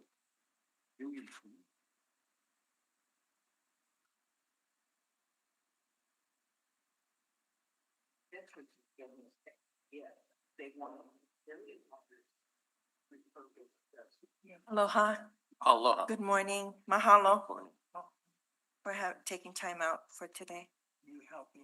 I have to apologize, first of all, that the first brief statements I have here is pertaining to the September meeting in Hilo, that was September 15th and 16th. Not being able to obtain or having the minutes provided before the October meeting, so I'm late in making some corrections. For the September minutes on page 48, it states, El Kekealani explained that her family holds 2 pastoral leases totaling 300 acres awarded to her late father. It's her late grandfather, okay? James Akiona Sr., and it's misspelled. It's spelled Akeona. His last name is Akiona. That's one. And then in commenting to Chair Watson's inquiry regarding the property across of us in Honakaia, there's a squatter there. Chair Watson confirmed there was no lessee and asked for historical lease records, noting the difficulty of issuing new acreage, etc. I'm aware the fact that historical lease information, can't recall, approximately late 80s, early 90s, non-Hawaiian had this lease. William Brilhanti, Realtor, currently Hawaii County Managing Director. He based the TMK on this one is 346011004, 363.12 acres. He's currently the Hawaii County Managing Director. At that time, he refused to pay his co-share of the fencing. And the beneficiary, husband who did the entire fencing, the beneficiary received a check from Department of Hawaiian Homelands for the cost share of the non-Hawaiian lessee of this parcel. So that's an answer to the historical lease. So I'll begin my testimony this morning. Aloha, Chair. Aloha. Kaneakua today, commissioners. I am a child of Keakua, shared with my parents on October 26, 1951. My father's tenacity and my mother's unconditional love live on in me. I was married for many years to a decorated 100% disabled Vietnam veteran who tried to bring every one of his men home. Together, we fought the Veterans Administration and Social Security for the benefits my husband earned until pancreatic and liver cancer took him on July 4th, 2006. The very day of his prognosis, the VA finally sent a 3-inch packet about Agent Orange claims. They gave him 3 weeks. The doctors gave him 3 weeks. By the grace of Keakua, he lived 6 months. That fight, that delay, that pain lives in our 4 children, including a son, retired Ranger, qualified Special Forces Green Beret like his father, 10 grandchildren, and my 5-month-old great-granddaughter. As long as the Aina is under their feet and the water vai continues to flow, they will have the same energy from their kupunas.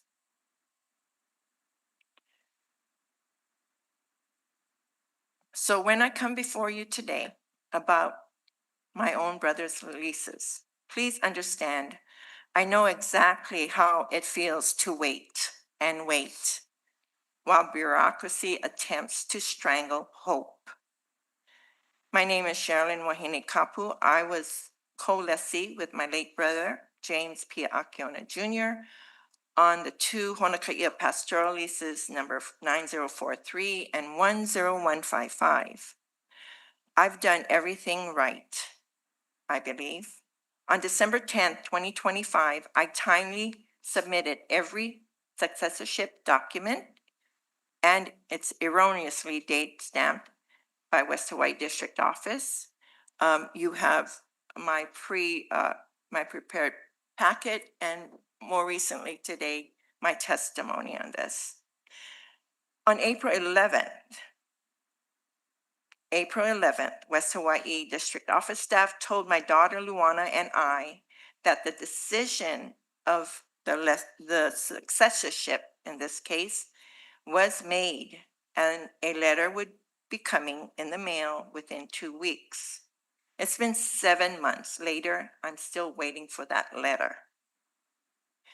2 contested case requests have frozen everything, yet I have never received the simple grant or denial of successorship. And this matter has never appeared on any 2025 agenda. I'm not asking you to decide the contested case today. I'm asking humbly for you as fiduciary, of our trust, to hand me that April 2025 decision letter to me today, or explain in writing today why it has been kept from us. This delay in knowing so provides me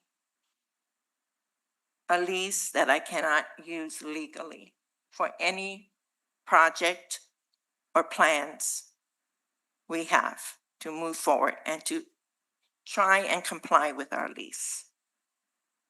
My flight home to Hawaii Island leaves this evening. I'll wait here and request a discussion after this meeting.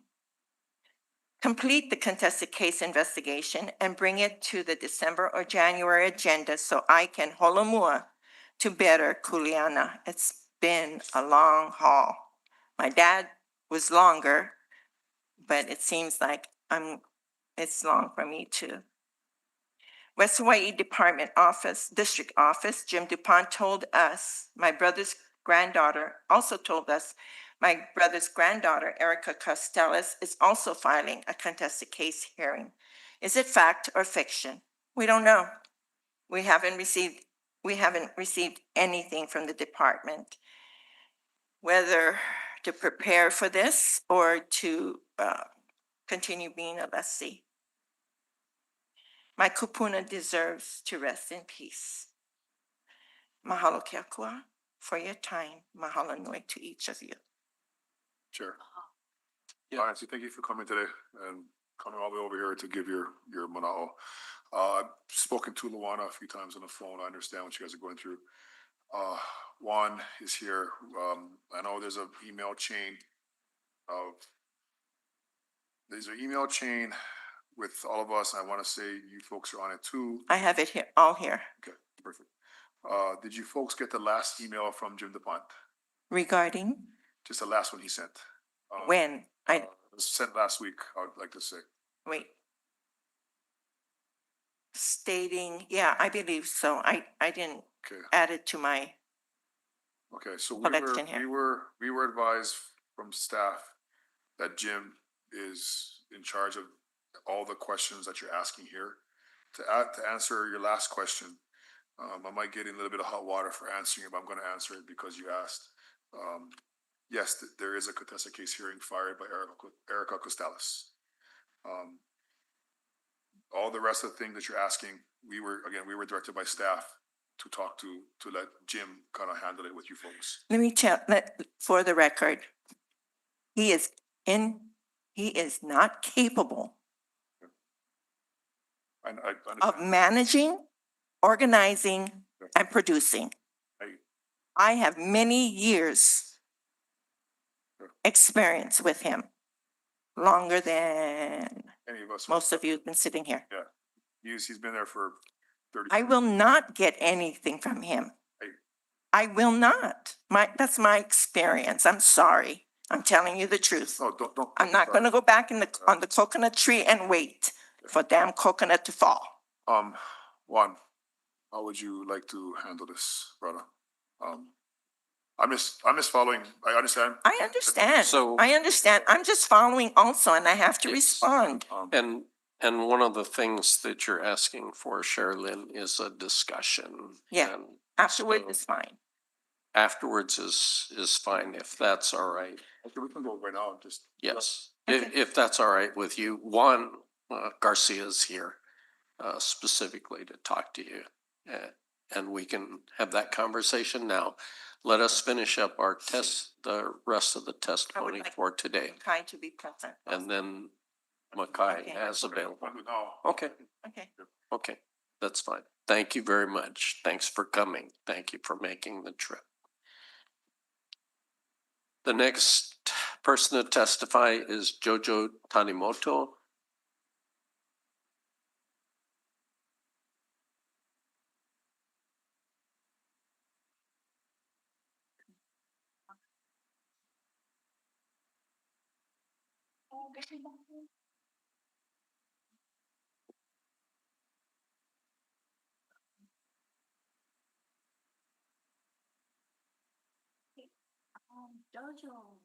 Jojo, are you on the net?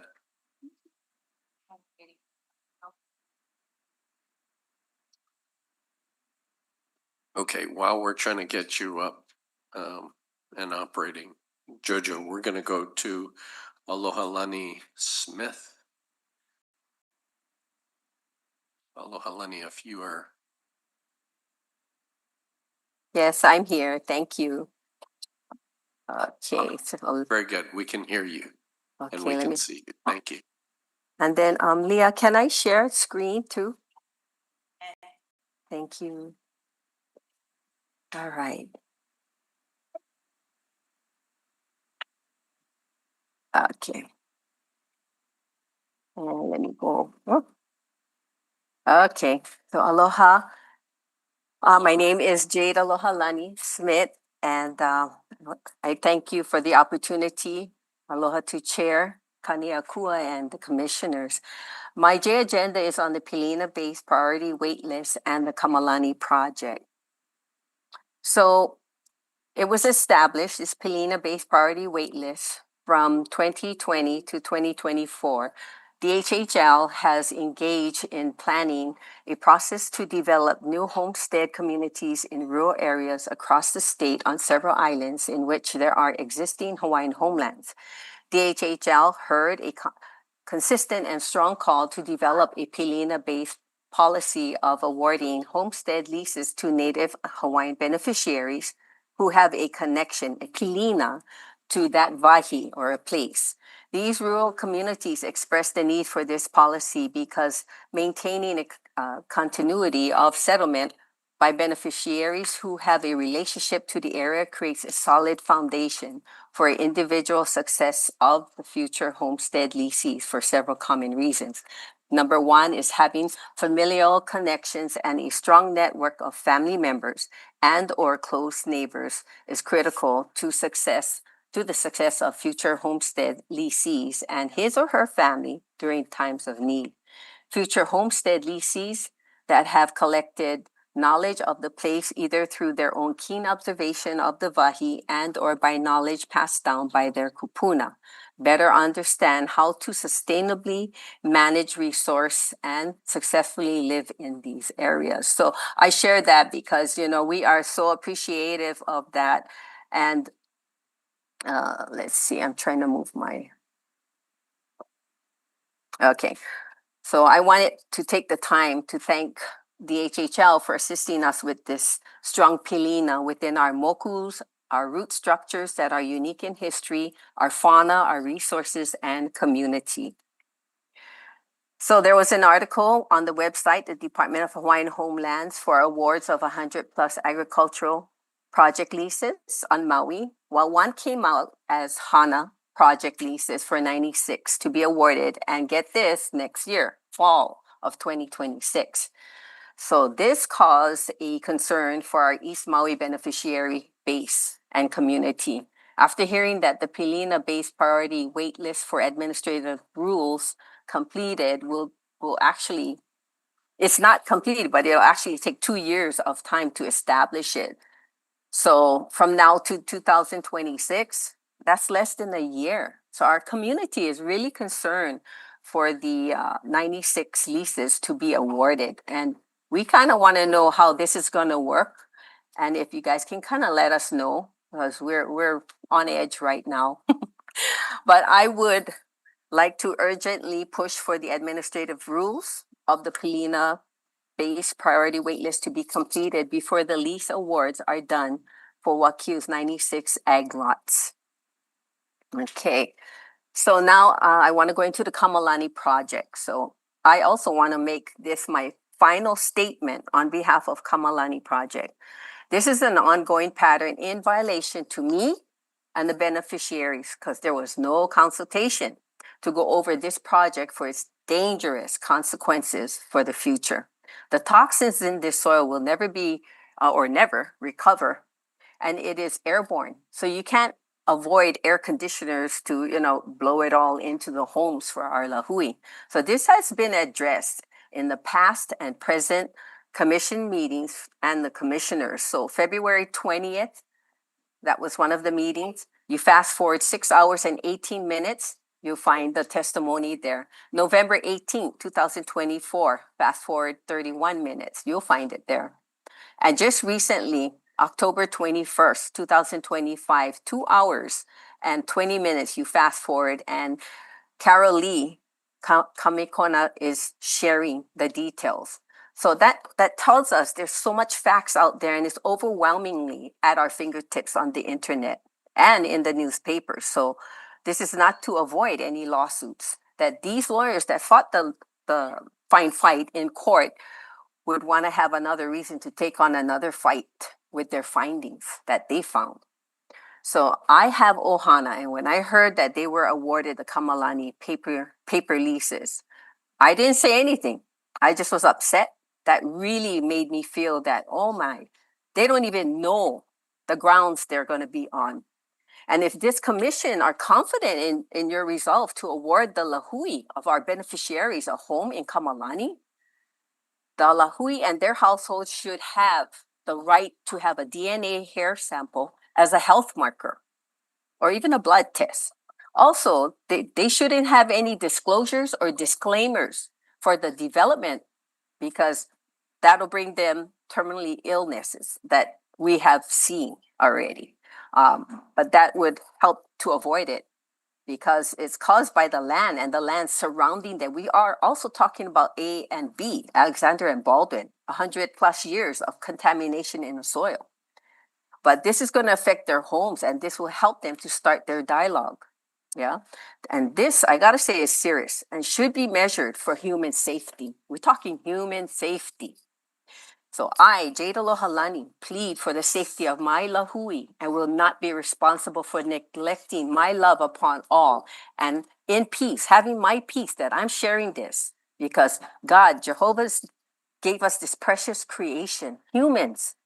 We should respect all life in this trust that we are talking about. I'm going to share this. This is a clip of the suit that blames birth defects, and they found that it was proven. But I'm going to share this one, and Leah, tell me if it's not working, but I'm going to go, wait. Okay, right, yeah. Let me know if you guys can hear it.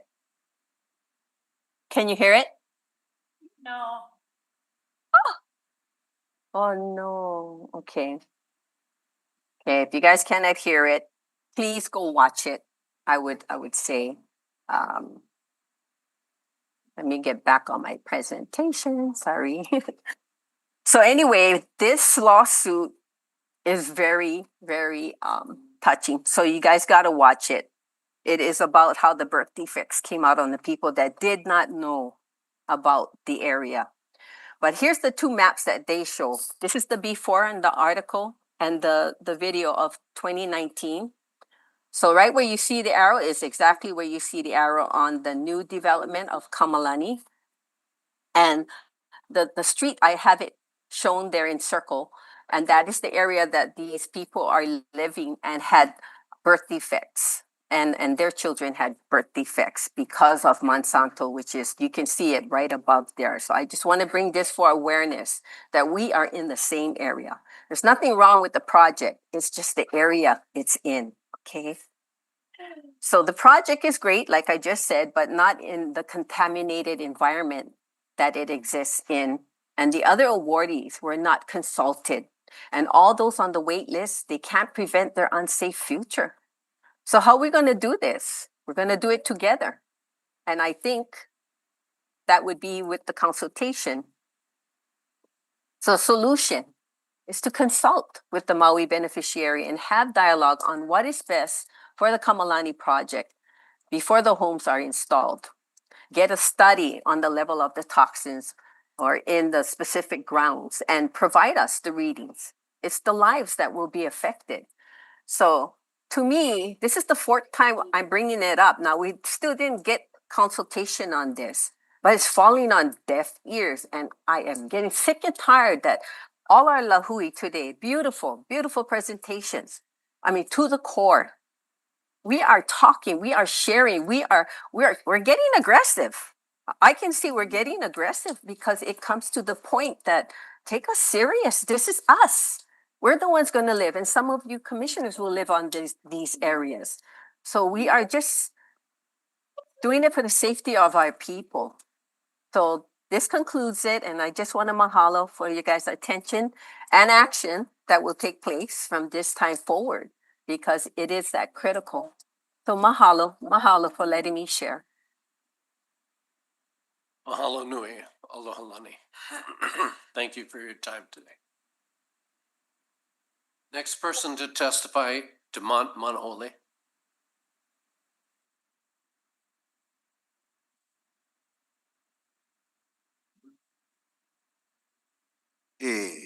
Aloha mai kako. Aloha. Kalai Manole, co-manager of Ho'omanapono LLC, a native Waianae advocacy corporation operating out of Waianae Coast, and a trust beneficiary. So I'm here because this is where my kuleana is, and I'm here to talk about. I haven't passed out my position statement regarding a very serious issue that I believe is most important for, especially for those of us on the Waianae Coast. And specifically, I want to address the issue of our houseless people, our ohana. Those of us who are 30% or below AMI, this is the people that I'm talking about. Now, earlier today, we had, I gotta tell you, some good things happened today in this commission meeting today. Started with Auntie Homalani, talking about the safety of people in Maluo High. Fortunately for them, they get one home. They get one home that they can worry about the conditions of their home if something was to happen. That's a serious thing, right? What I'm talking about is for those of us who no more even one home, but we're waiting to get on the land, right? Those of us who are poor and cannot afford a mortgage to even get a home on the land. So this is the people that I'm advocating for, and I've been advocating for. I never come here to do a bitch fest and argue or pick on fight with the department or with the commission. That's not my bag. I'm not here to do that. I'm here to work with you, to work with the commission, to work with the department to solve this serious problem. And I don't need to read my statement because I have a statement before you. So what I want to talk about is when are we gonna get serious about addressing those of us who are 30% or below AMI? You know, Jeff was here earlier talking about what they can do for low-income people. And if you look at the government's own records, low income is considered 80% AMI, right? 50% AMI is extremely low. So the people that they're looking to help and doing great work, you heard them today. They're doing great work with them. I know Jeff. I know Jeff long time, and I respect the work that they do. And they fill a void. But nobody out there is doing any work on behalf of those of us who are 30% or below AMI. And just to give you a picture of what that looks like, those of us who are 30% or below AMI, we live on welfare, right? That's measly $700 that we get in coming in just to buy food, right? On a SNAP, right? And if we can take it a little bit further, just recently in a government shutdown, I'm pretty sure all of you had worries about what could happen to your own families and friends if the government shutdown was extended, right? I'm sure all of you had some kind of worry because I'm sure all of you was affected by it. But you know your concern. Your concern was what could happen tomorrow if the government shutdown was to exceed on certain time limit. But you know our concern was today. The minute the shutdown will occur and they cut off the SNAP, every single one of us who's on welfare was immediately impacted, where we would not be able to go to the store because it happened right at the time when the welfare money would kick in, November 1st, November 5th, depending on your name, right? We was immediately impacted. Lucky for us, we live in a beautiful state. We live in a democratic state, democratic controlled state, and we get one governor who give a rip about the people. His immediate action will help save us from going hungry, right? So I appreciate the governor's move. But this is the kind of situation that I'm talking about. Your concerns for tomorrow is our reality and our nightmare today. We are the ones that suffer. So where am I going with this? We are tired of waiting 35 years since the Hawaiian Homes Commission, since the legislature and the governor when approved the Section 101 of the Act. Section 101 of the Act promised us that you would get us on the land in a prompt and efficient manner. Prompt and efficient manner. 35 years ago, prompt and efficient manner. Which is why today we're not waiting for you. 2.5 years ago, I decided to reclaim my own portion of the land. Just in the last few weeks, other people deciding, you know what, we're just going to reclaim our land. And we're not doing it to be in your face and to be disrespectful to you or to be negative towards the department or whatever. We're doing it because we're desperate. During the shutdown, there was a sweep that occurred on our beaches at 1 o'clock in the morning. People sleeping, homeless people sleeping on the beach. Our trust beneficiaries sleeping on the beach because they got no place else to go, right? They come in with the cops and they sweep everybody's stuff and destroy all their property, forcing them into a situation where they got nothing in the middle of the night. We're done waiting for you. We're done waiting for the government to take action. We're done waiting for the commission to take action. We're done waiting for the Department of Homelands to take action. We're taking our own action. All we want to do is house our people on the land. And we're not going after your valuable lands that you're going to build these beautiful homes for all those who can afford it. We're okay with the rubbish lands or vacant unmanaged lands that you got no plans with. And all I ask is that you guys consider working with us to make it a reality. I know we got the pilot program going right now. Unfortunately, those who have a home come here to the commission and tell you, oh, the pilot program gotta go before beneficiary consultation, and that might be true.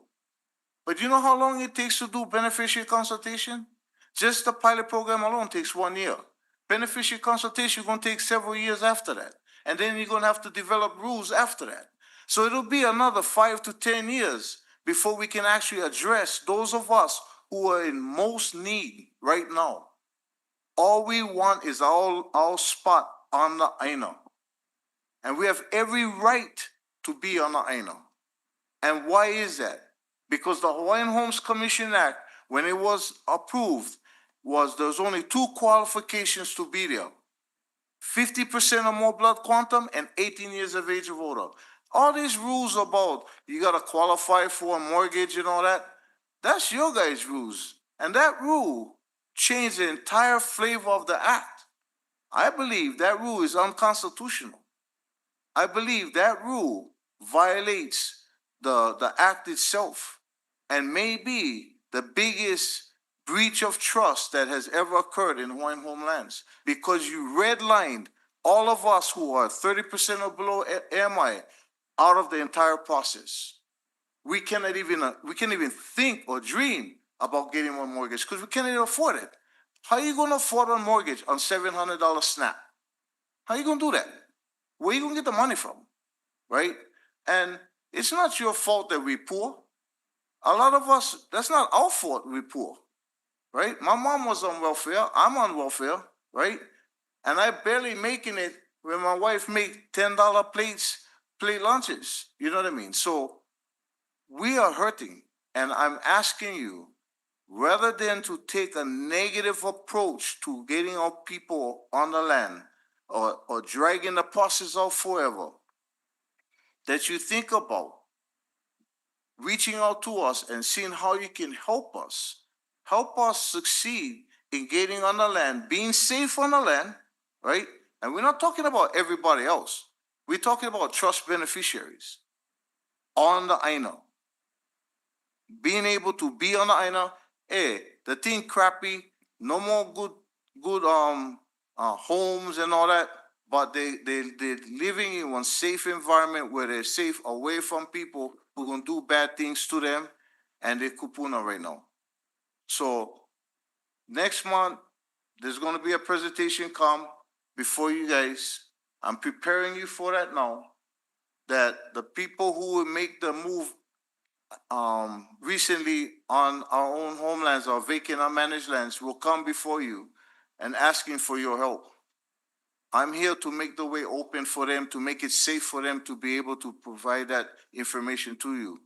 And I hope that by that time, you guys will come up with some kind of idea on how you want to help work with us, rather than thinking about taking some police action against us to kick us off on our own homelands. That's my presentation. My wife had something she wanted to share.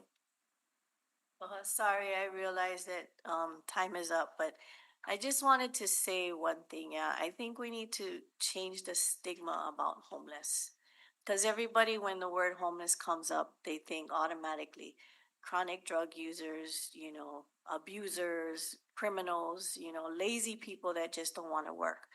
And that's really not true. If you go out and you talk to them, a good majority of them, that's not the case, right? They just fell on hard times. And a few that I've talked to even said their house burned down. They had nowhere to go except one family's house who was chronic drug users. So they chose not to put themselves in that environment. And so, and then the other thing you hear is there's lots of room in shelters. That's simply not true, because the reality of what you don't hear is that the shelters don't fit the box of what's needed, right? I've done outreach and I've tried to get people in shelters. Certain shelters have 2 beds open, but it's only beds for a single person or one couple, no pets, right? And that just doesn't, they don't fit in that box, right? And there's a lot of beneficiaries that are on the beach. And you know, one thing that broke my heart? When I asked them what's the top 3 things that they would like, you know, I was thinking food, you know, stuff like that. The first thing out of their mouth is rubbish bags. Rubbish bags because they're Kanaka and they don't want to put their opala on the Aina. But they have no choice. You know, so they wanted rubbish bags. And there's nobody to pick up. They're not like a house where they have trash pickup. So these are beneficiaries that desperately want to be on the Aina and they want to do what's right. You know, so I just think that everybody should think about what it is to be homeless. That's it. Sorry. Is there anything you guys wanna share? Anybody? No. Demont, thank you, and thank you for coming in and speaking. I know that you're a great advocate for people who are less served than a lot of the folks that we have out here. And I know that you've been actively involved in solution, not simply, and you yourself say, hey, don't come over here and just throw all the problems over here. Come with solution, and you always do. So we appreciate your testimony. We appreciate your advocacy for looking at indigent on that pilot project, because we're trying to figure it out, and you're leading a large part of that charge. So we don't take your testimony as being negative. We know that you're advocating it, and we appreciate that. Right on. Okay, Comment. please. I agree with Commissioner Kaniakua.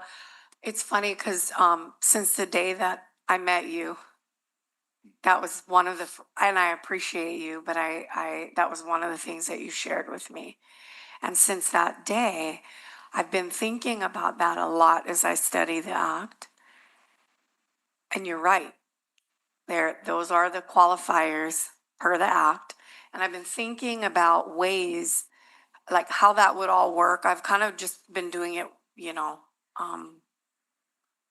more the inside work than outreach of really trying to understand the language, the explicit language more than the implied language, because the explicit language supports exactly what you're saying. And,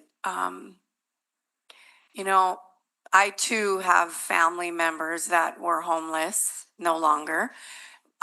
They were homeless by choice. So it's a very different scenario here.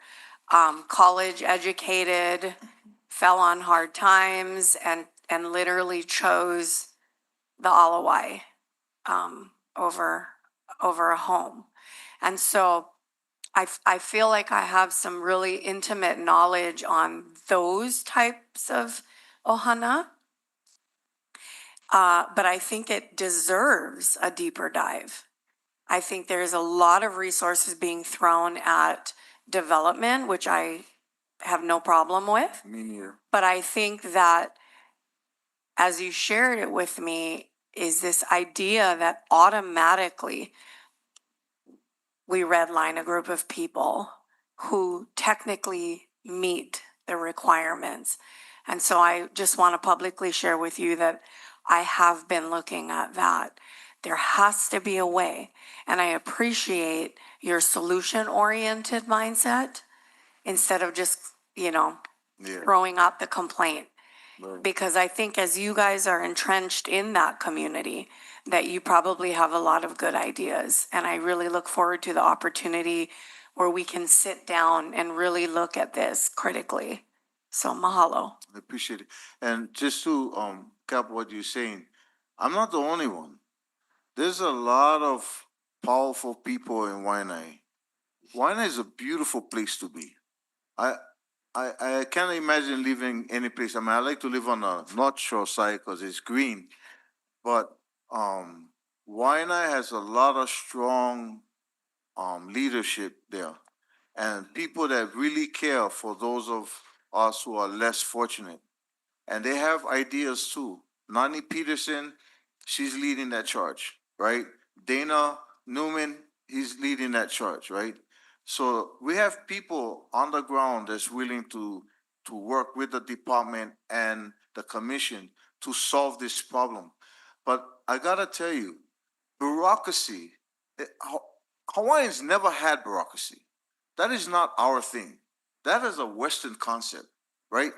But it's funny that when Hawaiians get a hold of bureaucracy, we make them 10 times more bureaucratic than the guys who brought them over here. So it's crazy.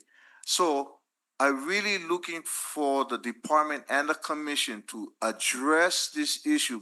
And I'm asking you to be prepared because they're coming next month. They're on the list for the J agenda, and they want to come with solutions, and they want to come working hand in hand with the department and the commission to address this issue.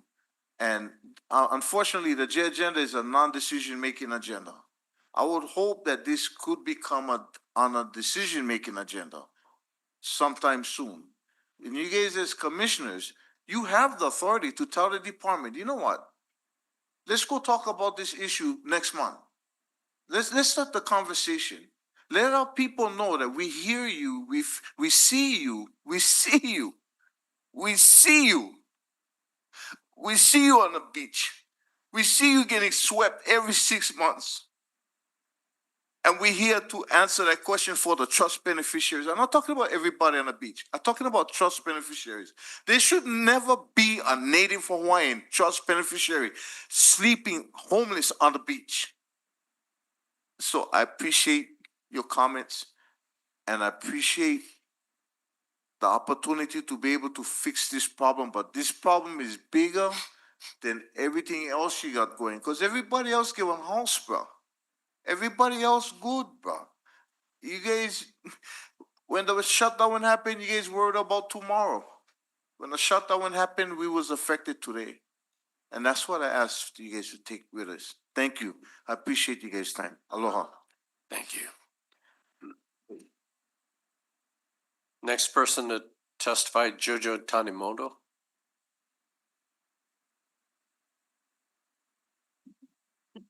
Jojo, we see you, but could you unmute, please?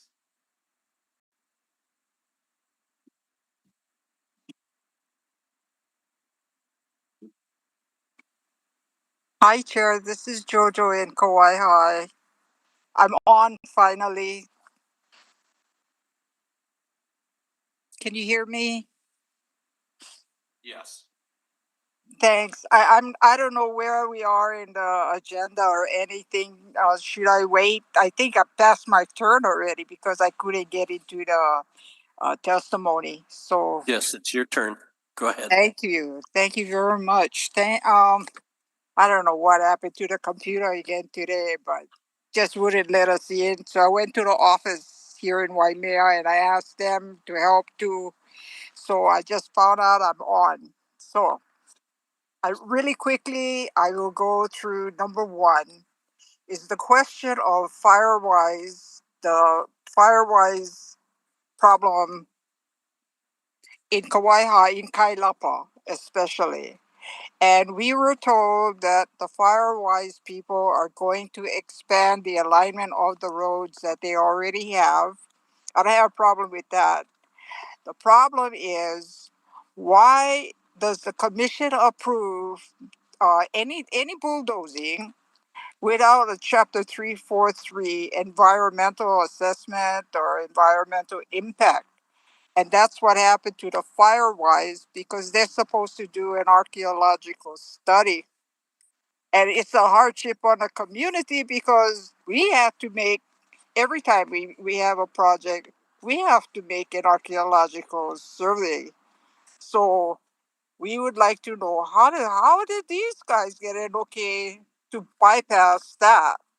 Which brings me to the second portion, and that is the Hawaiian Homes legislative bill to transfer historic preservation on Hawaiian homelands, the authority to take over from DLNR. Well, the first problem is in the regional plan, there is no land designation for conservation lands for any of the historic sites or the burials or anything on the plan. So it looks like you can do whatever you like again. And so the concern is there is historic sites that are not registered yet, but the community would like to see it registered. I mean, these places are listed on the website. You teach it in the schools. You make sure everybody, all the tourists and everybody knows about these historic sites, except Hawaiian Homes.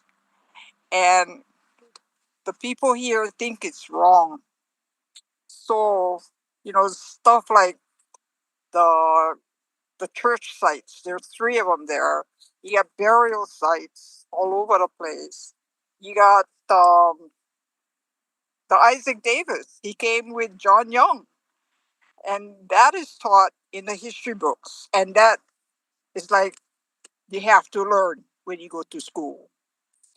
Um, I do have another one, a question, easy question, and this is the people up in Waimea want to know when the Lalamilo subdivision road is going to be open instead of having all this traffic going through the subdivision up there.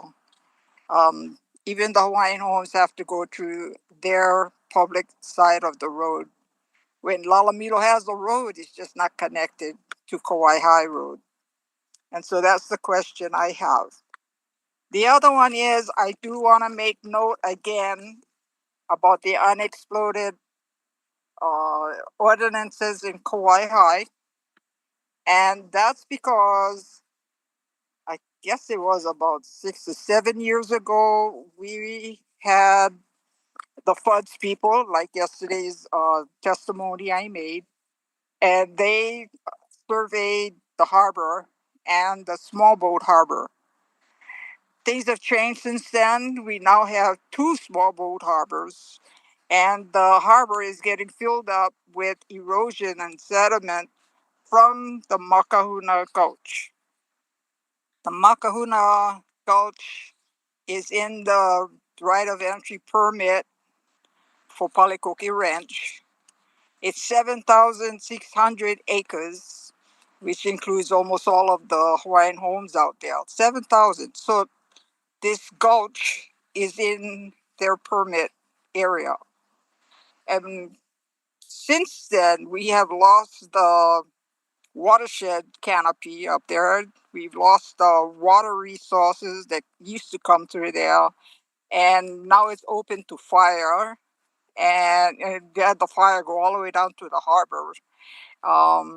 We also have the UXO. The problem with because Congress had sent the bill and allowing the military to practice bombing the mountain, so that place is not as solid as the rest of the mountains. So Makahuna Gulch today is eroding, and it floods when it rains. And the problem is now it covers the Kauai High Road down by the harbor, under the bridge, goes into the ocean. Okay, so that's why I talked to FUDS again yesterday, and they were supposed to have done that way back then. Today, what I did tell them is happening. So that civil defense closed that road. And when that road is closed, that means the cargo ships from the harbor cannot use that highway. So they stuck on the harbor. And the military, they stuck on the harbor as well because the road is closed. Um, Unless they can go across Pelicane Bay. But um, the problem now is because it's running into the ocean, that is where the general public go fishing, hook and line. And now it's all brown dirt. You can walk, you can park your car where it used to be the harbor. It needs to get dredged. But the problem is in the Makahuna Gulch and that whole area up there. And so, like I asked yesterday. Maybe the Army Corps can work with Hawaiian Homes, or Hawaiian Homes, we already asked Hawaiian Homes and nothing happened. And you guys keep giving the ROE their permit because everything is hunky-dory, but it's not. The flooding over there is terrible. The other thing about that is we need somebody to talk to the communities so that we can follow up what's going on, you know. So I have those 5 issues that I wanted to bring out. And I gotta say though, at least the department is helping us to create a meeting with regards to the Makahuna problem out there in Kauai High with land management, land development, and whoever else is involved. So at least they have started. I'd like to report and thank Mr. Frondo for creating this meeting so that the community can have their say about how everybody from Kohala to Kauai High can fix this problem, because that's the way the traffic goes. It's only 2 lanes. You will work that way, everybody from Kohala down to Kauai High. So it's not only us. But if the commissioners can help us continue this communication, because we've been left out for so long, I really would appreciate it. Thank you. Any questions? None, Jojo, but thank you so much for your update on what's going on out at Kauai High. You mentioned that the department's trying its best to make sure that we provide linkage and some resource in order to get that your concerns heard. We always, Yes, I'd like to thank them for that. Yeah, we're on our way. yes, It's we looking always good. appreciate that you support and help us work through the Hawaiian Homes Community Associations. That is probably one of our most effective linkages to community. So we appreciate your work on behalf of your community. And thank you for testifying today. Thank you so much. The future is so bright. I gotta wear shades. Thank you. Yes, ma'am. Next testifier, Mary Ann.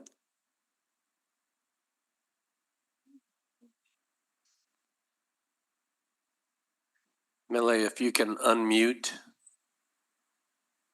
We see you. Welcome. Aloha. Aloha. We can hear you and see you well. Mahalo. Good morning, DHHL commissioners. My name is Marianne Kahana.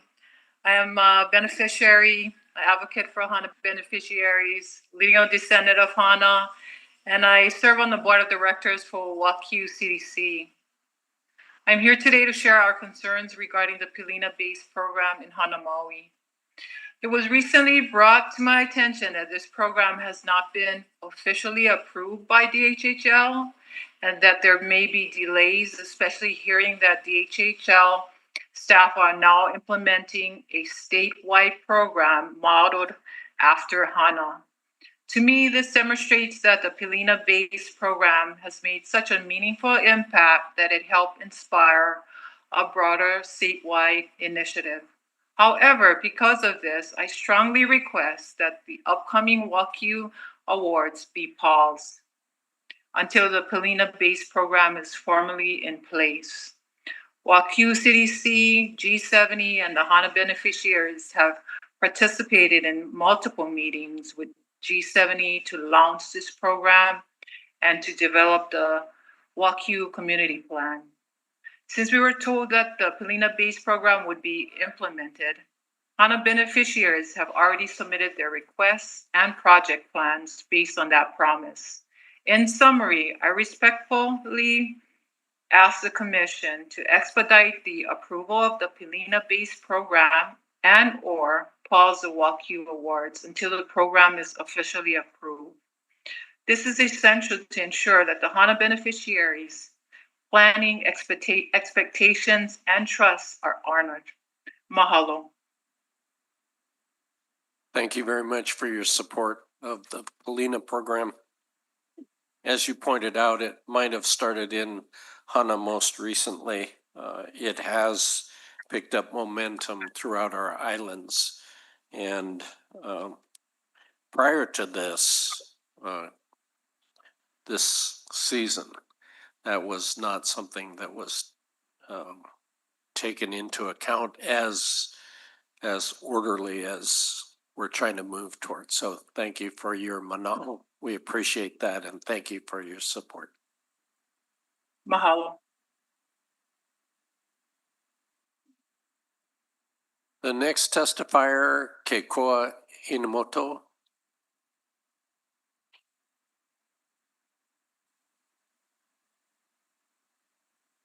Aloha mai kako. Aloha Keikoa, you are our last person to testify today. Welcome to the forum. Thank you so much. Today I'd like to testify on three things. Wayne Wong, Tasha Kama, and the 5,000 acres below me here at Waiahuli Keokea. First of all, let me introduce myself. My name is Keikoa Inamoto. I am co-founding director of the beneficiary nonprofit Pa'upena Community Development Corporation, or CDC, up here in upcountry Maui.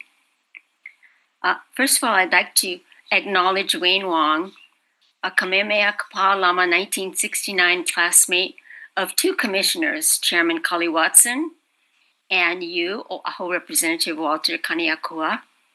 Wayne is the director of the SBA Maui Business Center and an active outrigger paddler and official. And Friday, the Maui Native Hawaiian Chamber of Commerce honored him with its Ko'i Award, saluting Indigenous leaders for, quote, innovation, cultural stewardship, and community resilience, unquote. And I was honored to be invited by Wayne to sit at his table of 10 at Friday's award ceremonies. I don't know if any prior testifiers have spoken about Tasha Kama, but recently we lost Tasha, and this evening at 5 o'clock we will be having her ho'olewa funeral services. And I want to take some time to salute her. She was an exemplary homelands leader and community servant. She has been serving as our Maui Council woman for the Kahului district. And she and I go back 4 decades as homelands leaders. She was a senior pastor here on Maui. She was an OG, an original gangsta for the Sovereign Council of Hawaiian Homestead Associations, serving many years as their treasurer, vice president, and so forth. And in her capacity here on Maui as a homelands leader, she started the Waiahuli Keokea Homestead Association, and then she broke it off into two associations, the Waiahuli Association and the Keokea Association. And she and I are original Keokea farm lots lessees.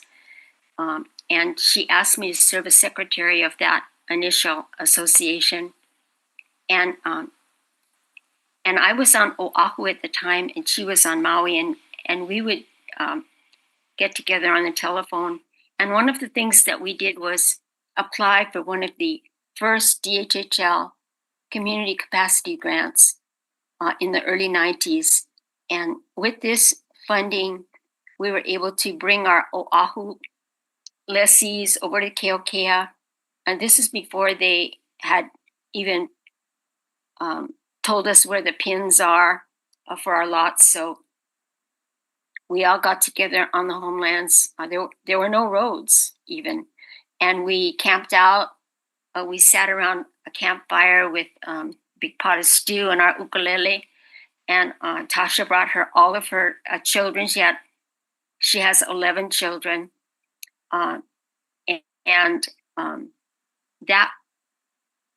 That was the foundation of the Keokea Farm Lots Association, which was a a role model for a successful association, one that worked together.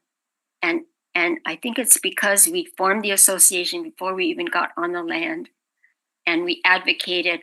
And one of the things that we advocated for was the archaeologists had come onto the Keokea lands and stated that there was a 40-acre corridor of many archaeological features, agricultural terraces, the largest heiau in the Kulamoku. There were house foundations and animal pens, and the archaeologists encouraged us to set aside this 40-acre area corridor. And Tasha and I went before the Hawaiian Homes Commission and asked if we could have the configuration of the homestead redone so that we could set aside this 40-acre archaeological corridor. And the commission told us to survey our people, and if more than 50% of us wanted to do that, then they would approve that.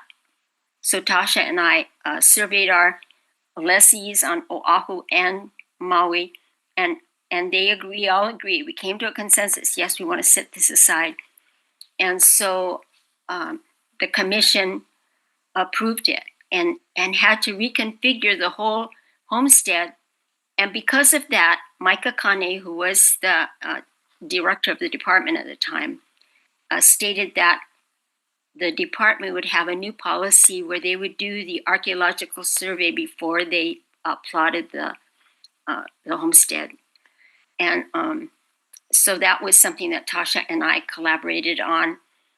And then in 2010, Tasha and I came together, and we saw that the Waiahuli undivided interest lessees were needed to be organized. They had their leases since 2006, so and nothing was being done. So we organized. Tasha and I incorporated the Waiahuli Undivided Interest Lessees Association, and we advocated every month.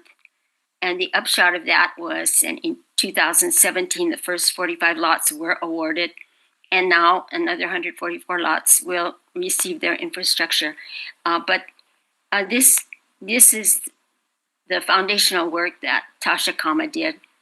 And, you know, despite being in her, I want to say her 60s, she went back to UHMC and got her 4-year degree and became student body president at UHMC. And as a Maui County Councilwoman, she was in her second term. She was a big champion of the homeless on Maui. And so I just wanted to give some acknowledgement of not only Wayne, but of Tasha Kama. And I know all the OGs amongst our homelands leaders in the Shah will know that Tasha has been there for many years, a veteran leader. And in her footsteps, as the founder of the original Waiahuli Keokea Association, I myself want to take a look at the 5,000 acres that stretches out below Waiahuli Homestead, where I live. And this land, you folks yesterday approved a 1-year extension for DLNR to do ungulate mitigation there. And these lands are the lands why my CDC was founded. Pa'upena was founded 9 years ago because we want to get our people on those lands. So in the footsteps of Tasha Kama, I'm planning to found the Waiahuli Keokea Association. I mean, it'll go full circle. 40 years later, another Waiahuli Keokea Homestead Association, and I'll be probably calling it the Waiahuli Keokea Homelands Advocacy Group because we don't have homesteaders on there yet. But my intention is to get our people on that land. And I did submit some written testimony on that subject, and with a PowerPoint illustration of a vision of what can go on there. We want to put 1,200 agricultural lessees on that land. And so thank you so much, Chairman Kaniakua, Interim Chairman Kaniakua, and everyone on the commission. And especially thank you, Leah, for giving me the heads up to come on this morning. Mahalo. Aloha. Ahuiho. Mahalo nui. We appreciate your advocacy. Anyone else? We've come to the end of this month's agenda. Thank you so much for your participation. Next regular Hawaiian Homes Commission meeting will be December 16th and 17th at Halepono'i, 915420 Kapolei Parkway, Kapolei, Oahu. The Department of Hawaiian Homelands community meeting in December will be held at Kalani Ho'okaha Community Learning Center in Nanakuli, 89-102 Farrington Highway, 96792. Thank you very much for your participation and your advocacy and the energies. Yes.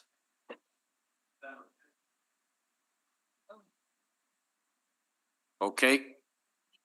Correction, 15 and 16, and we will make sure that's published properly. Thank you for catching it, Mike. So thank you, everyone. We are adjourned. Happy Thanksgiving.